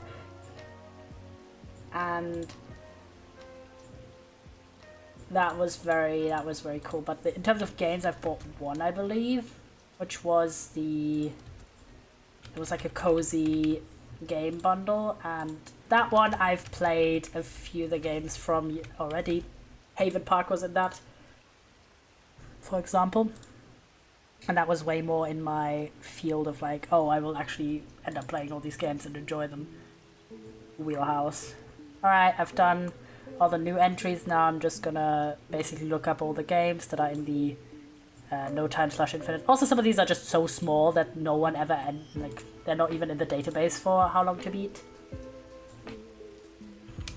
Or if they are, no one ever entered a completion date. So whenever I do end up playing them, I will probably be the person to set the completion expectation.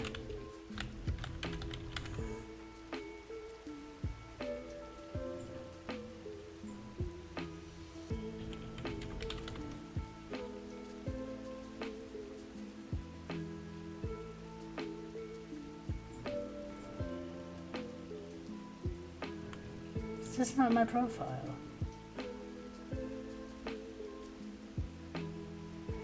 That's weird. I streamed and completed this. Weird. Double check. I'm not about to double enter something.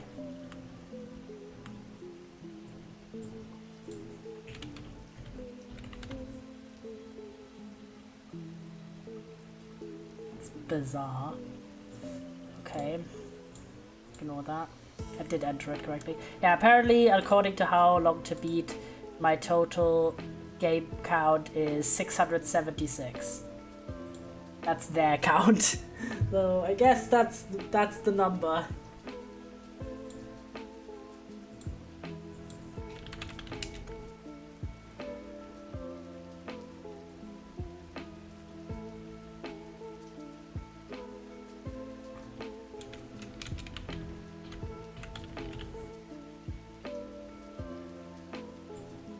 Not there.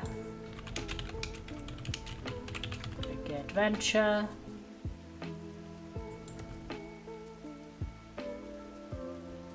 Tiny house.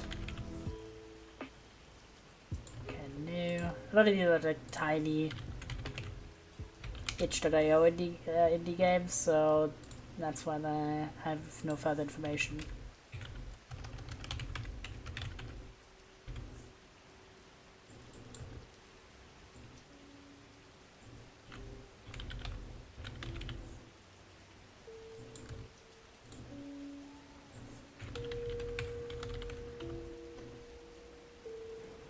So far, no new information, unfortunately. These ones I'm most hesitant to like, not hesitant, but these ones I tend to get to the least frequently. Like picking a game from the no time slash infinite section because they are difficult to plan around.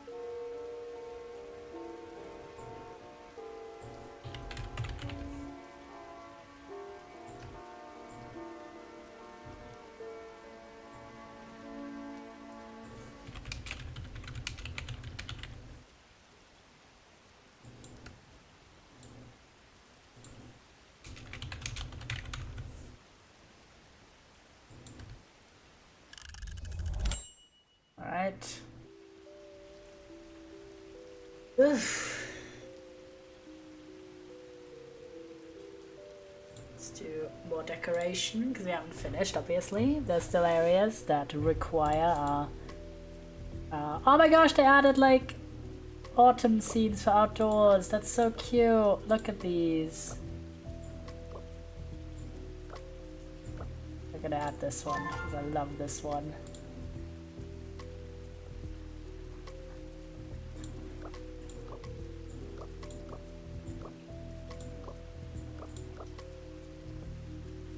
Go for like these a lot. This purple touch here a little bit.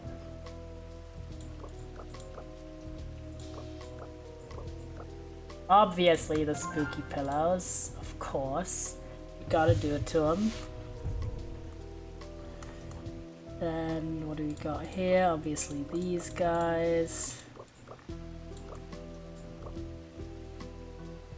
I'll have, I think honestly nothing on this side, and on the other side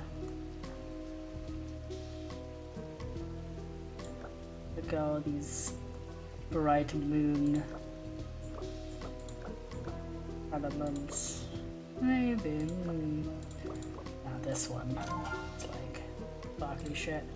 And the side table, I'm trying to think, is this one in the front here? This one needs to defo match. Some nice brown. And then what do we got? I have nothing on that side table at the moment, but I kind of want to add something that brings in that purple a bit more, yeah. Something like that, some floating candles with that purple orangey tone. Right, now this area.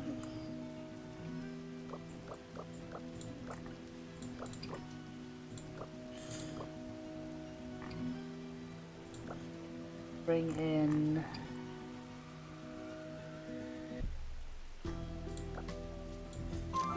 this. Aw, look at the little pumpkin. Aw. Just a casual ritual. Obviously we're gonna go. I love the pumpkins, but this is a better carpet, like a better rug, objectively.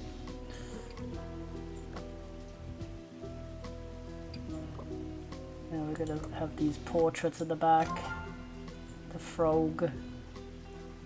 And on the side. I have this potion making set, of course.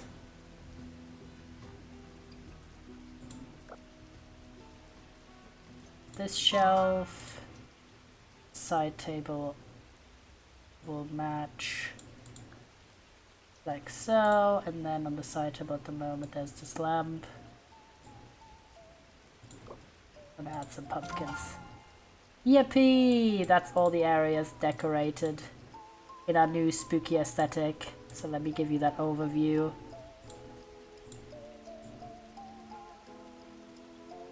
Right, there was like a way to... Don't remember how it was. Ah, full view. Here. Look at that! Ta-da!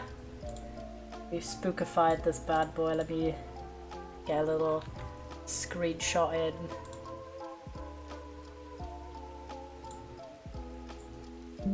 Ta-da! Let's have this. And these bad boys. Ta-da! Super cute, I think. Very spooky. Yeah, look at all of our details. We have a bit of that orange, purple, little bit of green touches, but then some warm wood and orange with black as well. Ta-da! Super cute. I will actually have us sit by the fireplace. And of course, turn on the fire in the back. Get that coziness in. Right by the fire.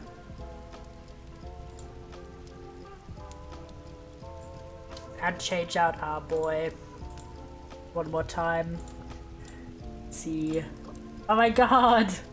Demon puppy, of course. We spent about, for reference, about 4k in tickets on stuff, but look at him! So cute! Puppy. demonic pup has entered the video game. Alright.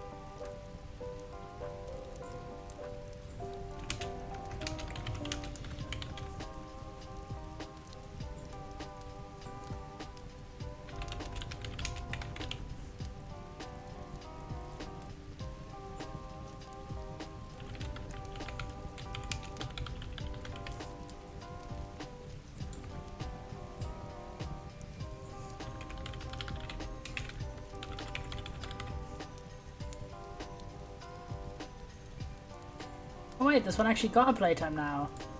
That's excellent. First one we've got. It's Whispered Secrets Ever-Burning Candle. That got a 2.5 hour playtime. Apparently.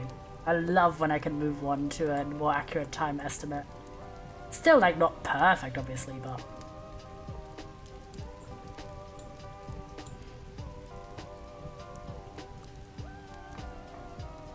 it's better than what we had before.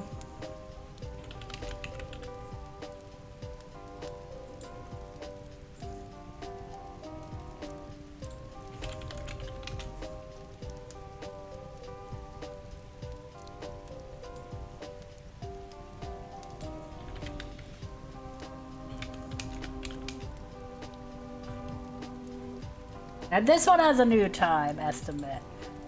Last time I saw you, which is actually one of our upcoming sponsors, chat. We played the demo for this a while back, and I did get a copy to play. That's gonna be coming up in the near future. So get excited! There's the cute game about, not cute and sad, game about you battling around. There was drama, there was tension. It was very cool, so I'm hyped. We've had a few games now where we played the demo on the stream and then I ended up getting a... why is this here? Ended up getting a review copy as well. So that's the best course of events, because I will already know... why are all these here?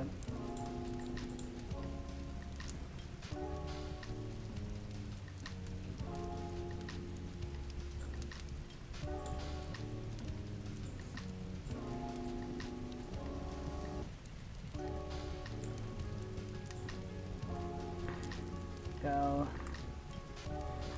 Then finally, I doubt this has changed. Just looked this up recently. There we go. Got all of that done.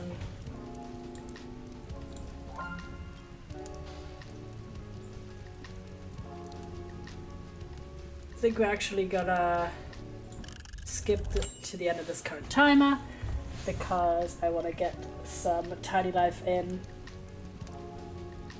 We've done a good amount of work. I went through a few sources, adding them to my main document for planning, and we also checked out all the new features for the game, and also did the catching up with my unplayed games catalog. The only thing we're going to be doing really quickly is looking through all the other companion skins to see their Halloween editions.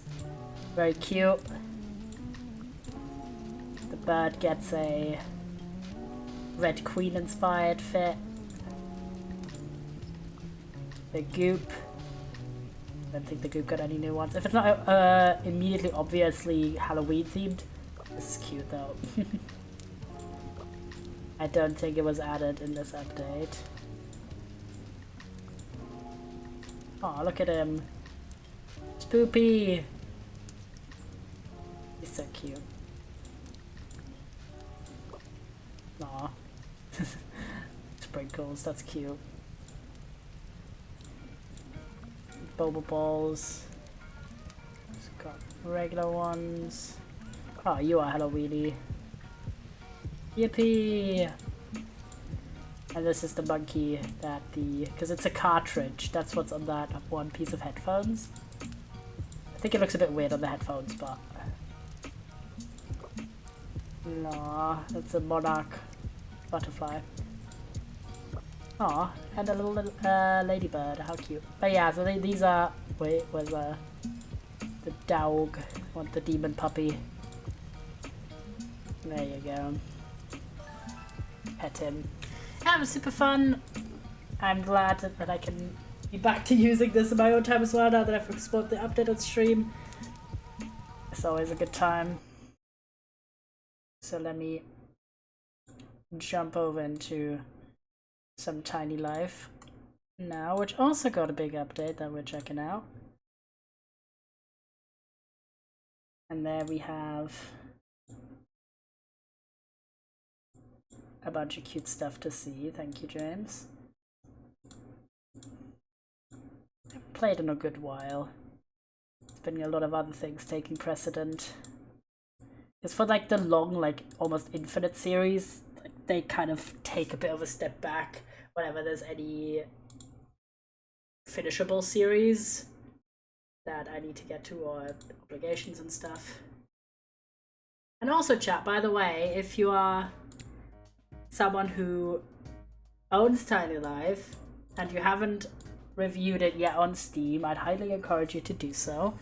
There's always going to be, because it's a very queer embracing game that offers lots of representation and just added a big Pride update, essentially. There's always going to be people just giving it negative reviews because pronouns in the video game ain't no way. So if you do like the game and haven't reviewed it, please do, to help boost it. Thank you.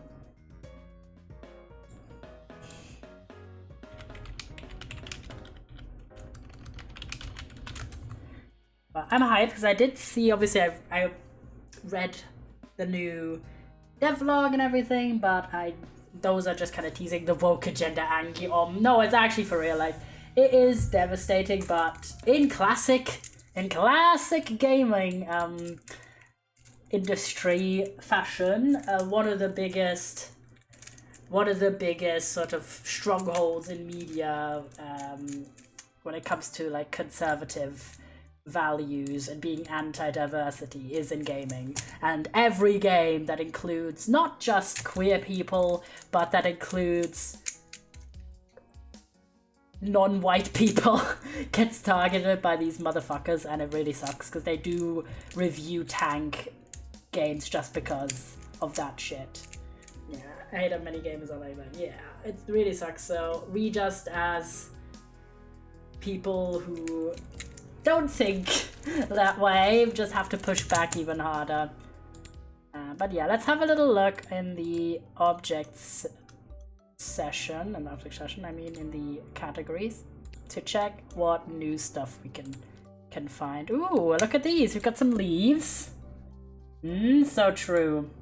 Let's have some little leaves. Let's decorate our front garden with some fallen leaves. Yippee!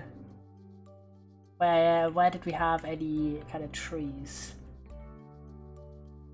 These are like not trees that would leave leaves, but you know, let's ignore it for world building's sake.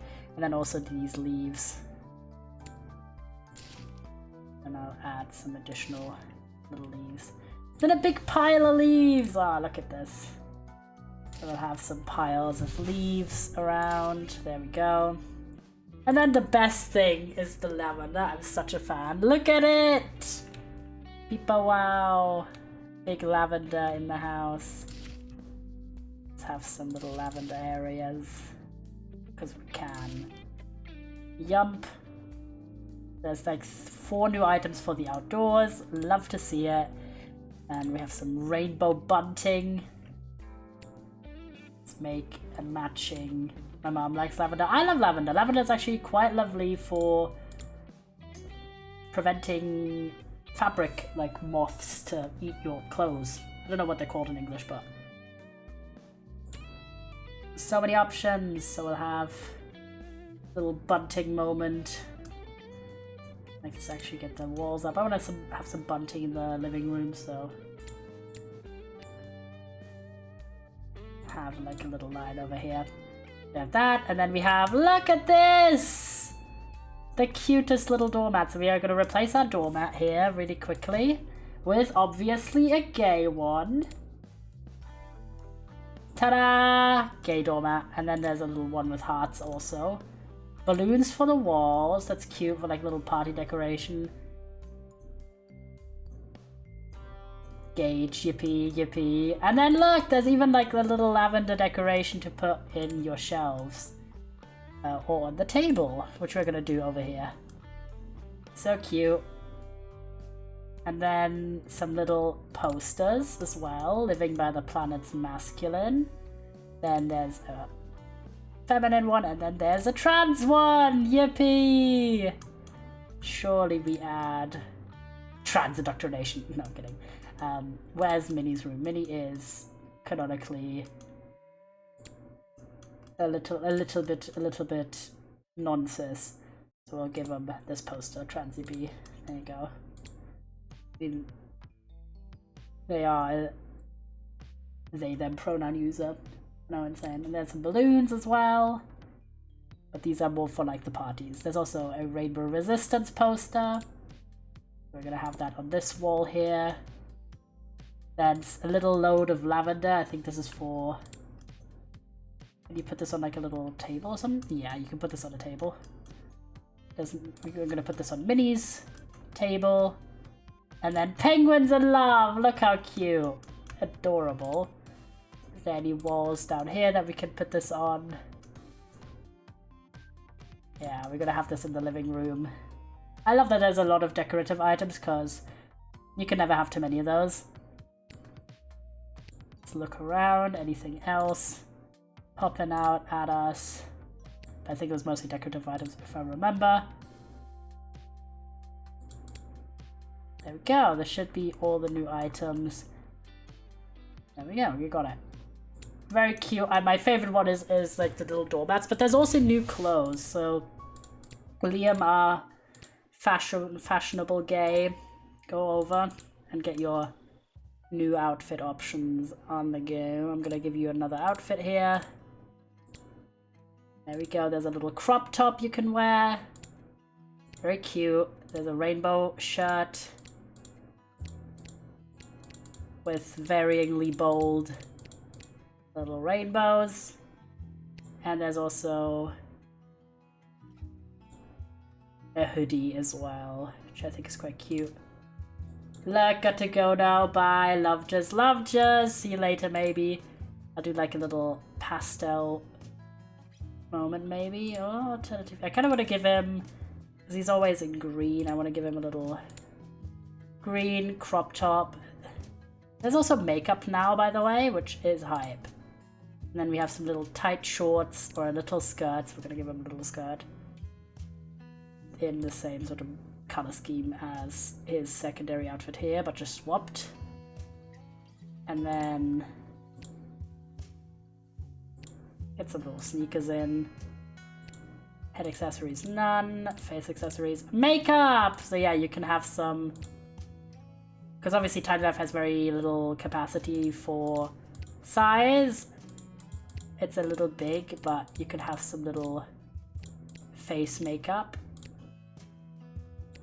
Very cute. Oh, you can get a little blush. Aww.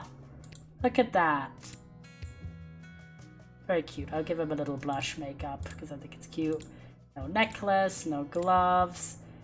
Oh my god, look! You can get little thigh highs and non-thigh highs. That's so cute. I'll give him these. Give him a little white and green here. Tentatively like that. I think like that. I actually might want to change the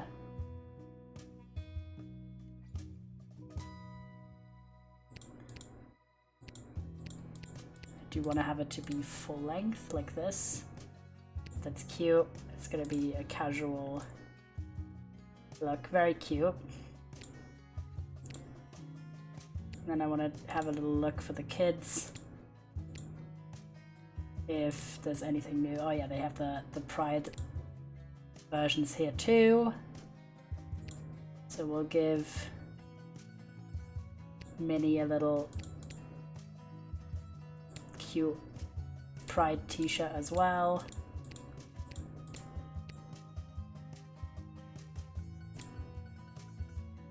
There you go. And then Maximilian, not called Maximilian, he's Maximiliano. Good old Max. Does he have anything new? Sadly not.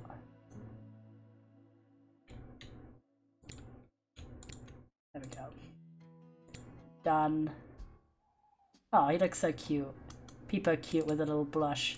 It's adorable. Alright, you are eeping. You need to go to the bathroom.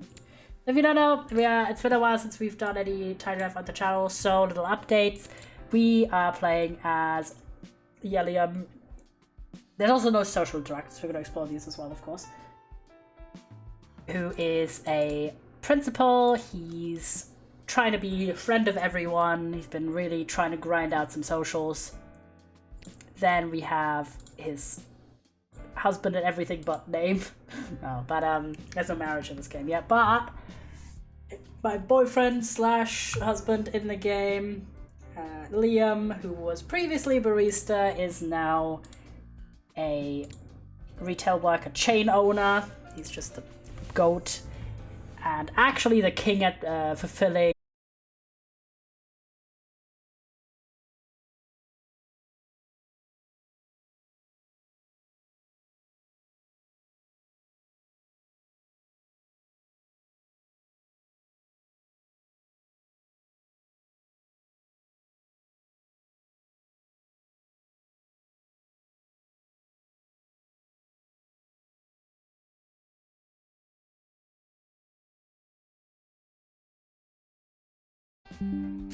We are back!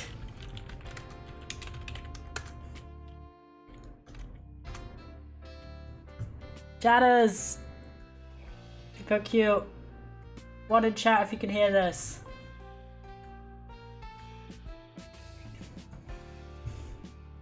Test. One in chat, can you hear? Have refreshed. One. Thank you, thank you. Alright, anyway, Liam, actually the goal of fulfilling life goals. He has completed 2 already. He is a poetic genius and also a capable carpenter. I'm currently working on a household hero. Then we have our 2 children, adopted obviously. We have Jada Miners called Minnie, who is a child currently working the Creative Kid Aspiration and is about to age up in 1 week and become an adult, which is kind of crazy. And then our younger child, Massimiliano. Is it broken again? Oh my god, can you stop? Maybe now. Rage. Hello. Hi, only gonna be able to stay for a little bit, I think. Oh my god, my friend, yippee. I'm just giving a little lore recap. I'm excited to get it back into Night Life though. Yeah. I'm giving a little lore recap for everyone who hasn't, like, who might have forgotten what's been going on. But yeah, Liam, king of fulfilling life requests and advocates, and then Massimiliano, called Max, who's a younger adopted child. He is also 7 days away from aging up into a child, going to school, so he's just kind of trying to, you know, gain life skills. And additionally, we're also using this save to achievement grind, as you can see by all of these shiny achievements. And one of the ones Yelium is working on, in addition to his official life goal and all his other family obligations, is the particular set of skills achievement. So we are just grinding out skills all the time with him. But yeah, that's the fam. Also, look, Elle, I've already decorated the house with all of the new, and the surrounding area with all of the new queer decorations. We have the leaves in the front yard, we have the lavender around, little new doormat, then lavender here. We have also this Penguins art, the bunting. Yay, cute. And then upstairs we have the Resistance poster. We also have the lavender on Minnie's desk, and Minnie also over their desk has little trans wall art as well. And we just gave Liam one of the new outfits. Liam, will you turn around? Kindly. There he is, look at him. He's got the thigh-high socks and the mini skirt and crop top and a little bit of blush. And Minnie's outfit has one of the rainbow t-shirts. So we've really explored all of the... Yeah, there they go. Ta-da. Rainbow shirt. So the only thing we have left, I think, is the socials to test out. Donate to charity! Okay, we're gonna donate to charity. Obviously, we're gonna donate to Outright International first. And you, what do you want? Repair 3 objects, reach repair level 5. What are you looking at currently? Level 4, Yellium needs to go to work in an hour. Right, get up, bro. Outright time, yippee! And you are struggling with your entertainment, so just watch some TV. Watch the news. It's not gonna be too entertaining, is it? Watch some comedy. Each charity actually gives different emotions. Yippee, that's hype. Okay, what is he gonna get for helping queer people everywhere? Aww, that's so cute. That's the outright charity emotion. So you are gonna do a little bit of puzzling.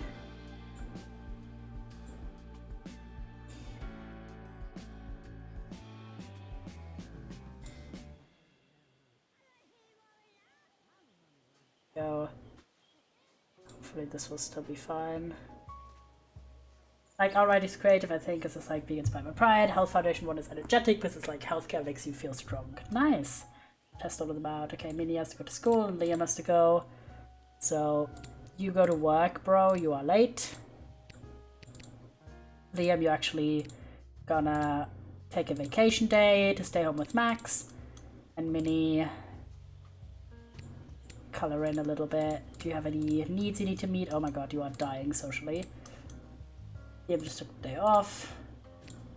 Spend a bit of time with your dad. So you are struggling. I have a little bit of a yap. What's Max up to? Nothing. His ass is not doing anything at all. The story time. There you go. We have 1 week until the kids age up, which I think is going to be crazy. Our first child is an adult then. I watched a TikTok today as well about the stuff that's coming with the new Sims expansion pack, and it actually sounds pretty cool. So, I'm not going to end up, because I'm not currently playing a load of Sims. I will wait until that one goes on sale. Oh my god, big bills. OMG adult time, yeah, it's pretty close. It makes me feel like a wedge. Oh, the kid has to go to school. Yeah, new Sims pack is really dope looking. Yeah, it sounds really cool. Like, there's a bunch of cool aspects with like having a soul and not being able to move on and ghosts and new careers and tarot and stuff. The question is just how well... The question is just how well will the pack work.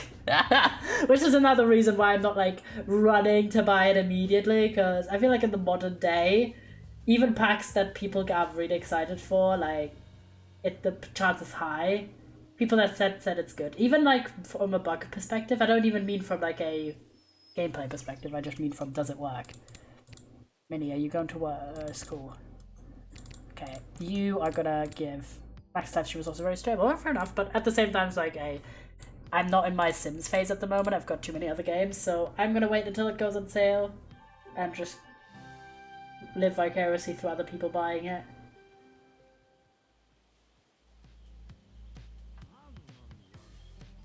There we go. Also, chat, I do have an update for the schedule this week. I did mention that I'm in talks for when I moved my friend meetup, and we decided on Friday next week. So the schedule for next week's streams actually going to be as follows. It's going to be tomorrow, we're going to do Stardew Valley and Halloween House Party. Then on Tuesday, we're doing Cult of the Lamb, our first stream for that. And then the next stream is going to be Sunday, and we're going to be playing Turmoil and Noxcraft on that day.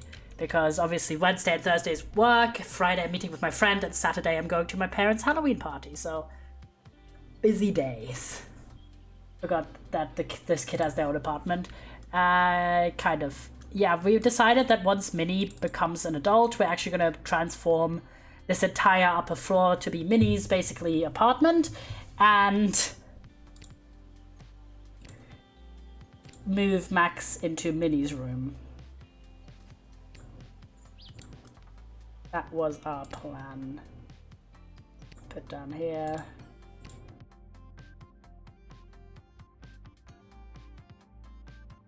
Let's make some vegan sausages. I love the little blush on him. It's so cute. Oh, he's level 7 cooking. Damn. Yeah, we found out that Liam is just actually the biggest goat ever.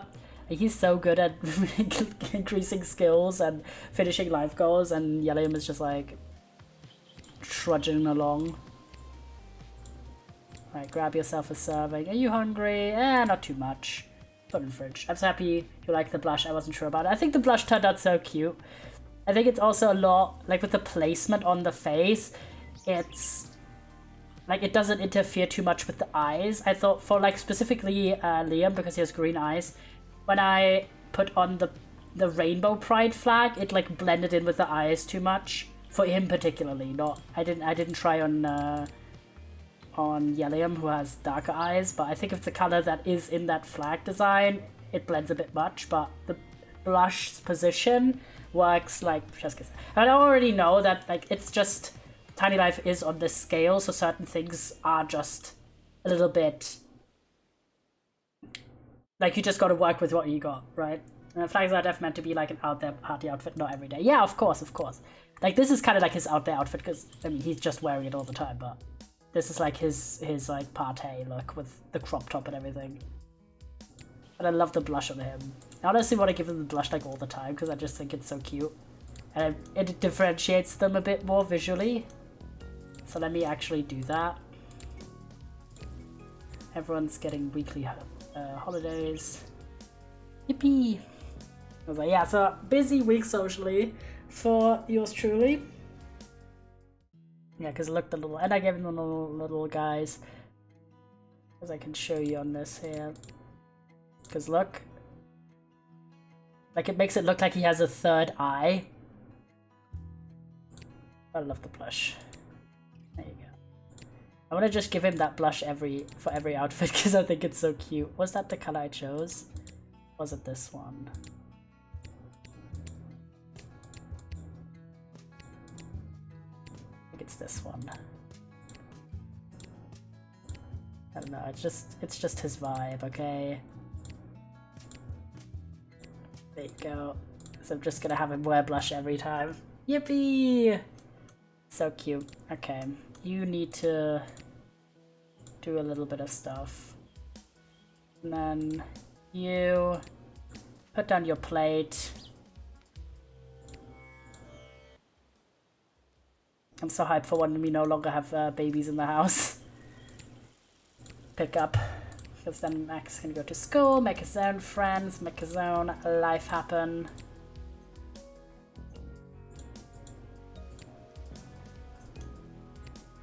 You can use the bathroom. After that, you're going to socialize a bit. Is there anything I want to do up here? Nah. You can tinker with the toilet a bit.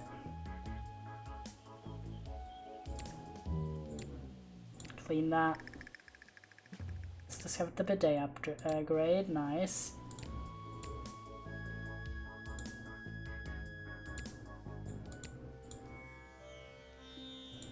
Okay, now you can do that.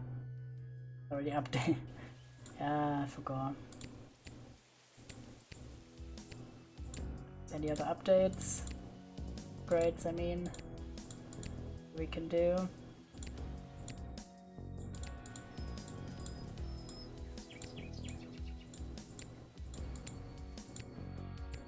Okay, now put the bebe in bed.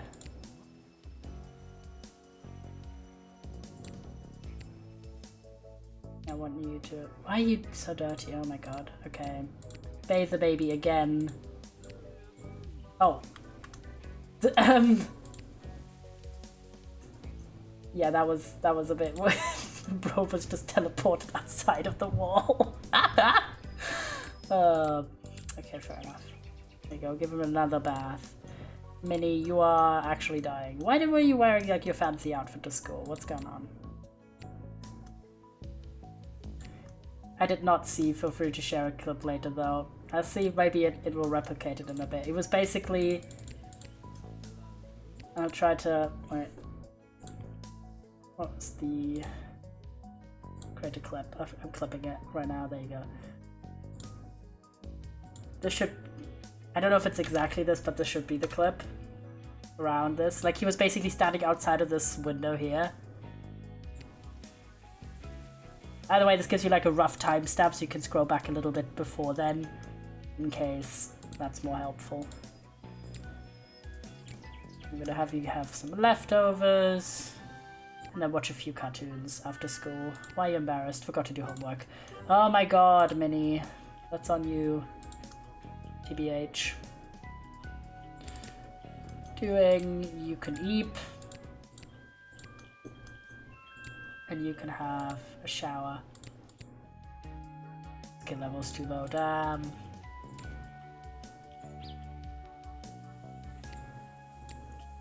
And you can use the toilet down here.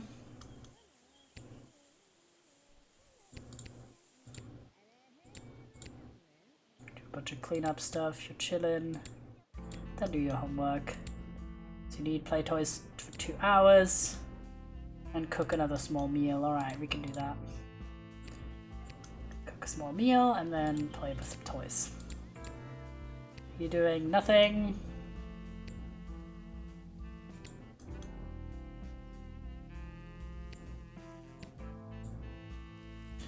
You can do some charity donations today.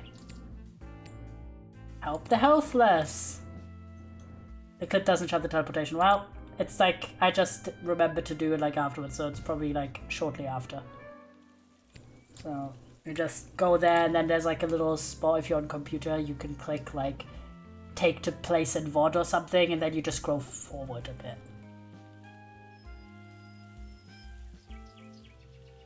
So not too bad of a system, I'd say. Oh, they're just feeling goofy.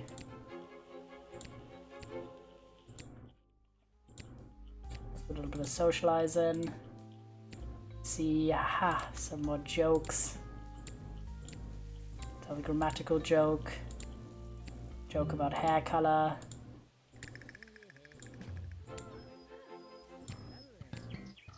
Joke about semantics. Play trick on? Yes, come on.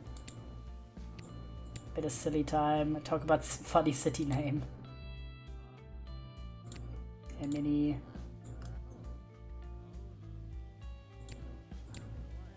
3 out of 3. Yippee! Congratulations for the Creative Life stage completion. I think this is the final one, maybe. Tell 15 stories, read books 10 times. Damn. Okay, Minnie. Put the toy away. Put the food away.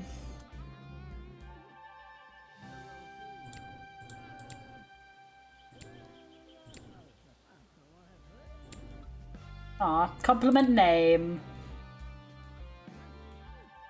And Minnie's like, Dad, I love your name. Yeah, these are some of the new socials. Ask if single though. Do a little bit of yapping. And then I think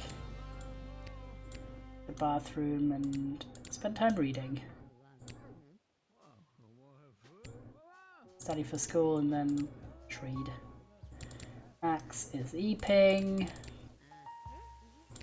Clean that up. Then I'm gonna compliment fashion choice.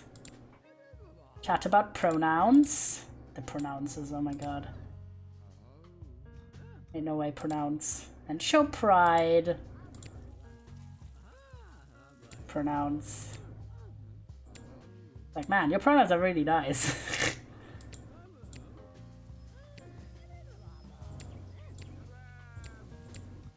Compliment body shape.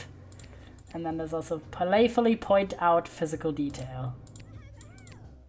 Are there any mean ones? No. Make fun of niceness is crazy.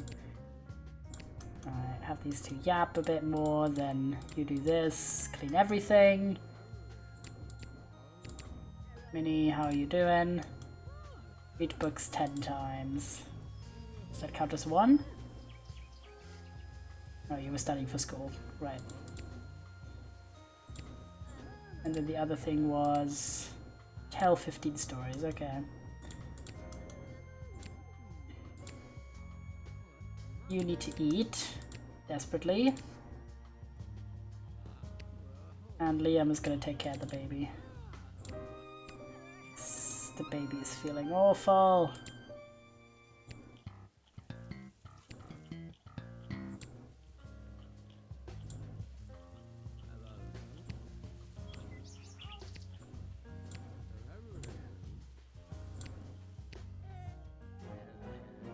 Why are you angry? Because aggravating conversation, it's a toddler. Chill out.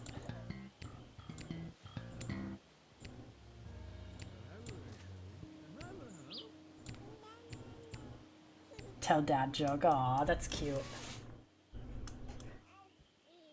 You are angry because you want to play. Okay. Play after this. They just became good friends. Because the socials are fixed. Social need.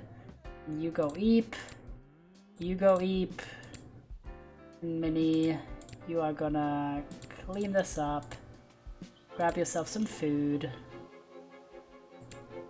I don't know if you noticed there's also adopt as parent now. I don't know if it was in the last time we played. I don't think it was.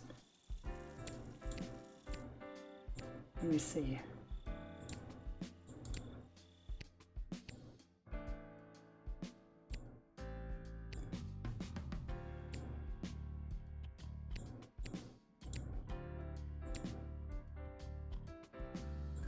In case they're both the parents of both children yet.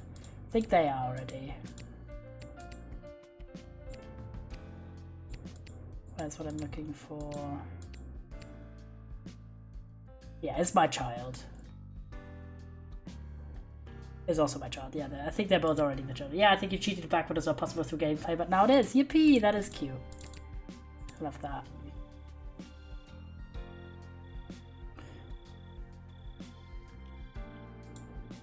The lavenders, honestly, and the doormat and the lavender are my favorite. Like the outdoor lavender are my favorite new items. I love how much outdoor decoration there is.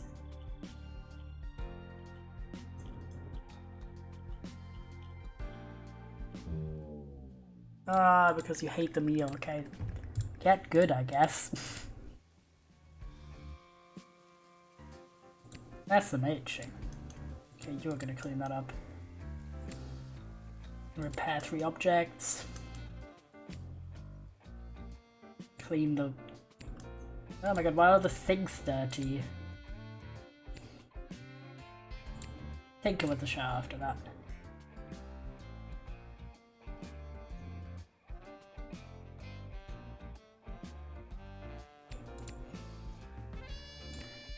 You are gonna take a nice cold shower and use the toilet afterwards. Why are you going upstairs? Oh. Still, why are you going upstairs to wash this? Whatever. Oh yeah, the mysteriously non-dirty potty is back. Happens.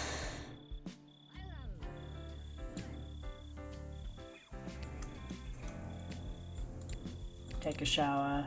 You're too uncomfortable to do this. Go with. Let me do another donation to charity. Lunar Grove Environment Foundation. And then tinker with the shower. Meanwhile, what skill are you closest to leveling up? Human. Great. We could do programming again, but I think I'm gonna have you actually read just a good bit. So I'm gonna do some exercise, then a nice ice cold shower, and then read a skill book about humor. These two are both energized. Very nice. Okay. And I'm gonna have you research upgrades, and then watch some nice TV. Kids are doing alright. Well, Max isn't. I'm hyped when I can finally have him be active and independent. Because Jesus Christ. Babies are a lot. Not actually because they're like difficult to take care of, but just because you have to take them out of their bed and put them into their bed every time. So once they wake up, you just have to have an adult available. Okay, you reading, you watching TV. Have the baby wake up. Oh, the baby is already up. How did you get out of the bed? Did someone take you out of the bed? I guess.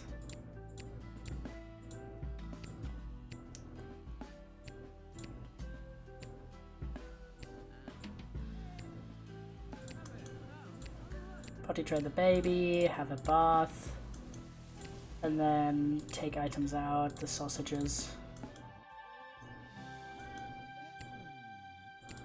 And you are awake, take a rain shower, never needed one but this.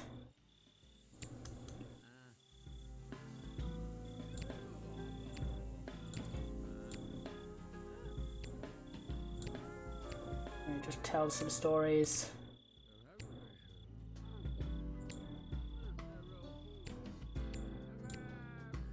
I'll do some chatting. Getting close to level 9 humor. Love to see it.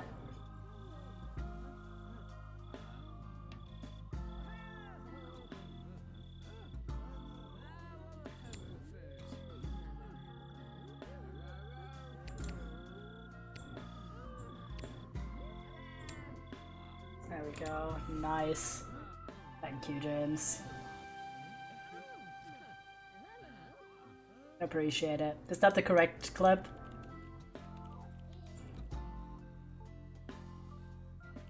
Good behavior.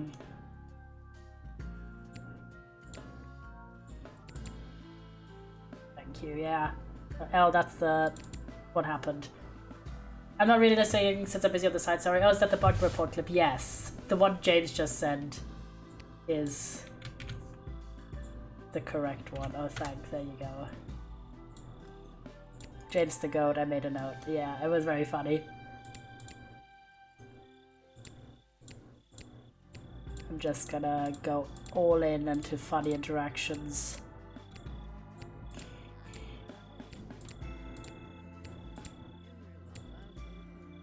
Physics joke. Bro just casually walks through the window, spicy boy. You are doing fine. Max can grab some food. After I probably go to bed again, and you can also grab some food.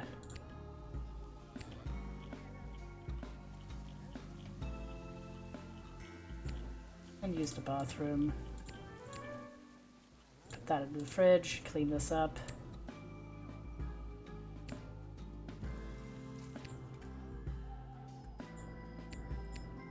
Yes! Level 9! The links always a joy. They are. Let's go! He's almost there! Level 9. My cafeteria! Sorry.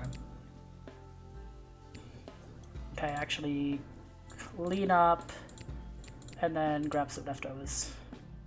Minnie, you should probably also eat. Get leftovers, and then...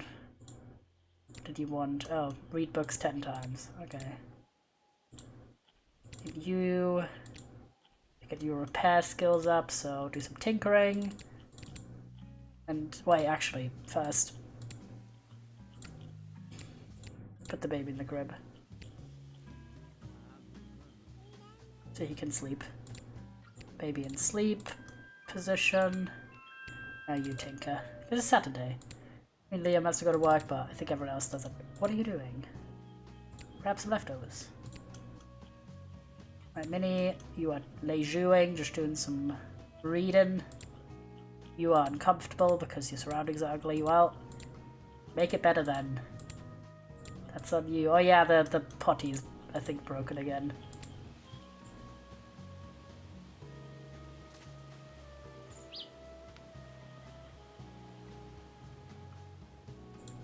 Oh, maybe it doesn't. Who knows? This doesn't look dirty.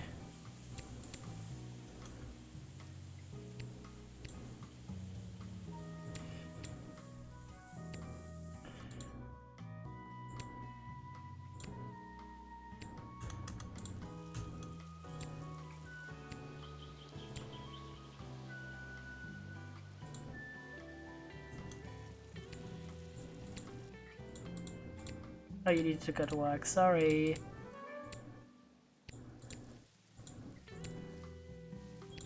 Share some ideas. Don't ask for food. And tell a joke about having a job. Tell a joke about school, of course. Joke about adults.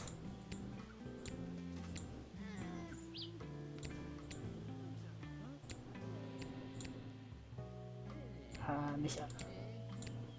Or last to tell story. Tell engaging story. Talk about outdoors. And then tell a normal story. These two are yapping, you are eeping, you are going to work. Spending a nice Saturday. Around. You just need to tell some stories. I think Minnie is actually going to invite one of their friends over. Unfortunately, quite a lot of their friends actually are adults already, because apparently they were a little bit younger. A little bit older, I mean, than Minnie, so we're gonna invite one of the few that's still a child. I mean, Minnie can rekindle their relationships with the others once they are also an adult, because it's a bit weird otherwise. Okay, you do that.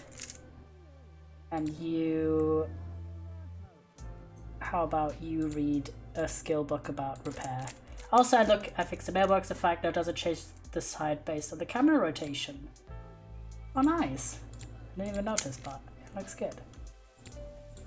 Okay, Minnie is gonna invite one of their friends, and Yeliam is gonna read. And honestly, maybe invite one of your friends also. Because A, he has a few skills he can improve with other people, like charisma and humor. And he also is really lacking in the good friends department. / general friends. Oh, Tommy is an adult now. Oh. Louisa Lifeblood. I love that name. I'm gonna invite Louisa over. But Minnie's guest is gonna arrive first. I think I'm gonna have to play in the playground. Dave is coming over. Just use the bathroom. In the meantime, Max is chilling. Did you hang my new favorite painting? The first one I did. Ta-da! It's in the hallway. This is a pretty plain colored hallway. Yay, yeah, they're very cute. I love that you made them bigger so you have a bit more detail compared to the older ones. That the designs are more clear. Why are you carrying an empty plate? What is going on?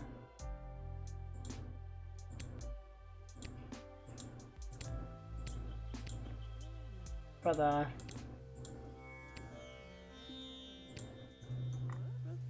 Bro just showed up with an empty plate on hand. Okay. Put in the sandbox.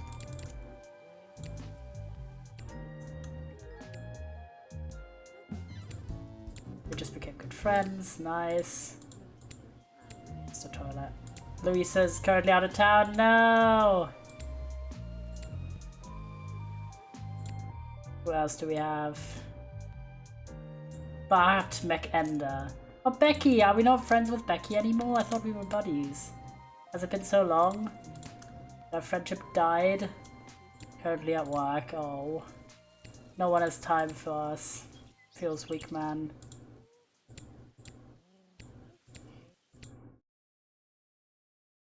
Hallie Hensworth. Ask them to come over. Gotta make some new buddies. Okay, perfect. Let's watch some... No, don't watch romance right before strangers come into house. Oh. Can we play together with Dave? Play together here after that. And then after that with this. Alright. A bit of socializing. Try to reason.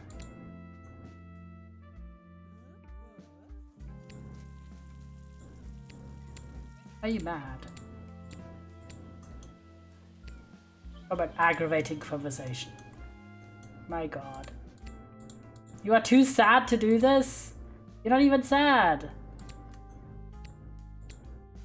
Okay, now we can do it. You're too angry to do this, okay, fair enough. Okay, let them play, guys, come on. I think our guest is arriving. We managed to fix our lack of entertainment need before they arrive, so yippee. They also look exactly like our boyfriend. Happens. Are we actually charisma level 10 already? Oh, we are. So we just need humor. Polish doesn't leave, so we're gonna just go crazy on telling jokes.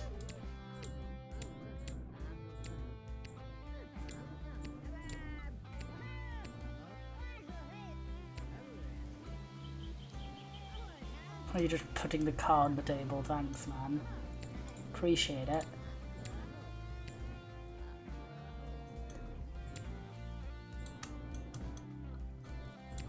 Put away. Oh, they just became friends. Oh my god, that was quick. Damn. Am I just extra charismatic? I barely engaged. Why are you cooking? Why are you coming to my house to grill, bro?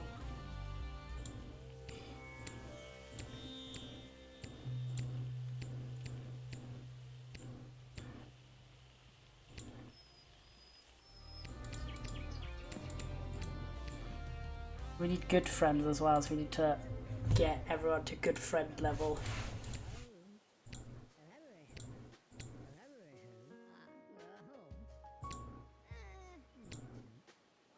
$15 good friends. How many do we actually have at the moment? Because I don't know.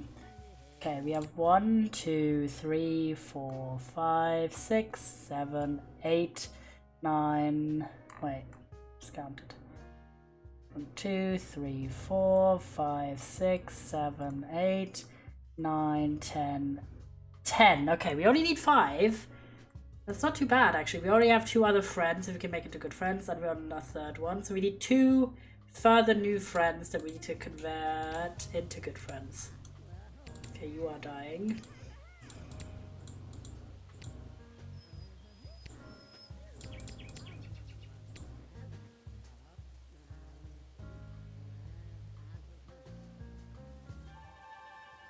Go, you need to go to the bathroom and then play some games.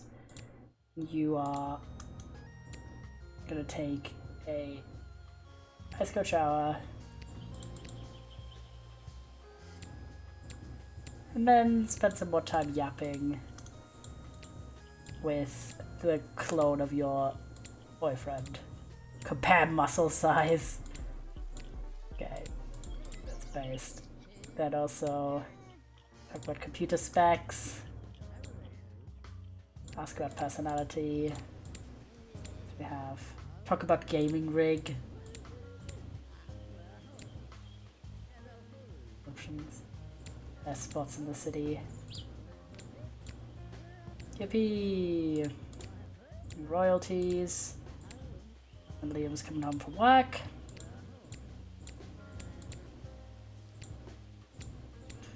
Oh my god, he's actually dying as well. You are happy. It's your friend. Has to leave. Hey, good friends, let's go. You need to go to the bathroom.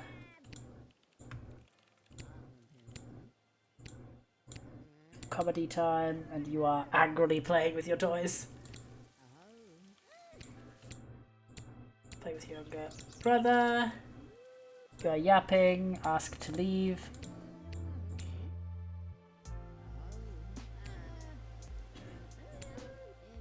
Enhance the flavor, then put away the hot dogs. Hallie's ambitious, nice. Actually, enhance the flavor and then eat. And then put in fridge. You're gonna watch some TV. You are playing. And you are eating some hot dogs.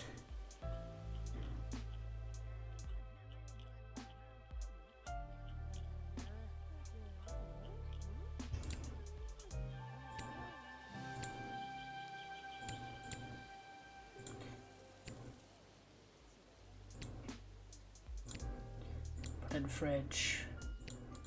The bathroom. And then you can sleep. You're gonna have a little bit of cleaning up here and then some food.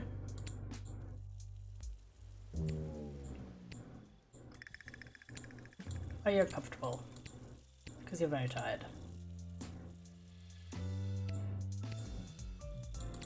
Okay, Minnie, you can actually put that away. Use the bathroom. Also grab some leftovers and then go to bed. What the fuck? Who are you? Dave, why are you sleeping in our bed? We told you to leave, bro. The disrespect. The disrespect of these random tinies. To be just... Imagine going to your friend's house and then like randomly at 6 p.m. just, you know, tucking yourself into their bed and like going honk shoo me me me me me honk shoo me me me me me. Brother, wake up. Leave my house and my bed. My god. Eep. Okay, you need to clean that up. Is Dave still here?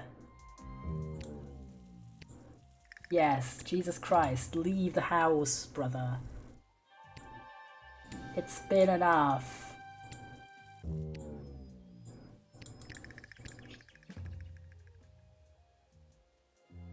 Everyone's dying.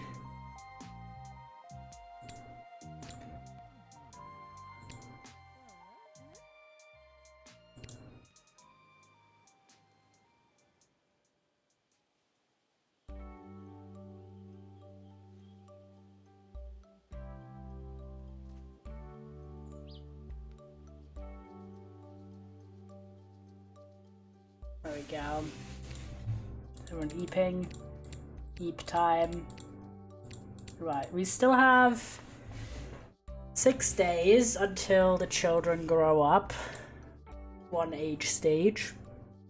But I think we did quite a good amount of progress. I do want to try and pick up Tiny Life more frequently into the rotation. Just been a lot of things ongoing at the moment in terms of other series, and as Tiny Life is like an infinite on the channel, it takes a little bit of a backseat occasionally, but I'm loving the new update and I really want to get our children to grow up. So we'll see, hopefully the week after next. Because next week, I already mentioned, on Monday we're doing, which is tomorrow, Stardew Valley and Halloween House Party, which is like a short visual novel game. That stream is probably going to be like at, I don't know, 6 p.m. GMT, because time has changed now, so whenever I say GMT, that's just what BST was previously. And then on Tuesday we are finally playing Cult of the Lamb for the first time ever. I'm super excited. Hope to see you then. We're going to, of course, do a chat integration so you boys can become little cult members. And then we're going to take a big gap. Wednesday and Thursday I've got work. Friday I'm hanging out with my friend. Saturday I'm going to my parents' Halloween party. So on all of those days I'm not streaming. So next stream back is going to be Sunday, when we're going to be continuing Turmoil and also going to be playing some Luxcraft. So very hyped for all of those streams. If you're new here, drop a follow if you haven't already. If you want to stay in touch with these streams, subscribe if you want to. Use your free Twitch Prime if you have it available. It really helps out the channel. Let me see where I send you. I am gonna send you to Mike. He's playing a wizard with a gun, which looks very cool. I've not heard of this game, but it looks epic. I'm gonna send you that way, and I will see you tomorrow. Probably 6 PM BST, but do check the schedule either today or tomorrow to be sure. Huggies, bye. Yeah, whatever you're unsure, I will either put it up today or tomorrow. But tomorrow like noon or so. So if you check after you wake up or whatever, you're ready, you should know. But prospectively 6 PM 6 PM GMT, sorry. I have to like train myself now to say GMT again. But have a good time over on Mike's channel. This game looks very cool. So I will be taking a look myself. See you tomorrow. Bye-bye.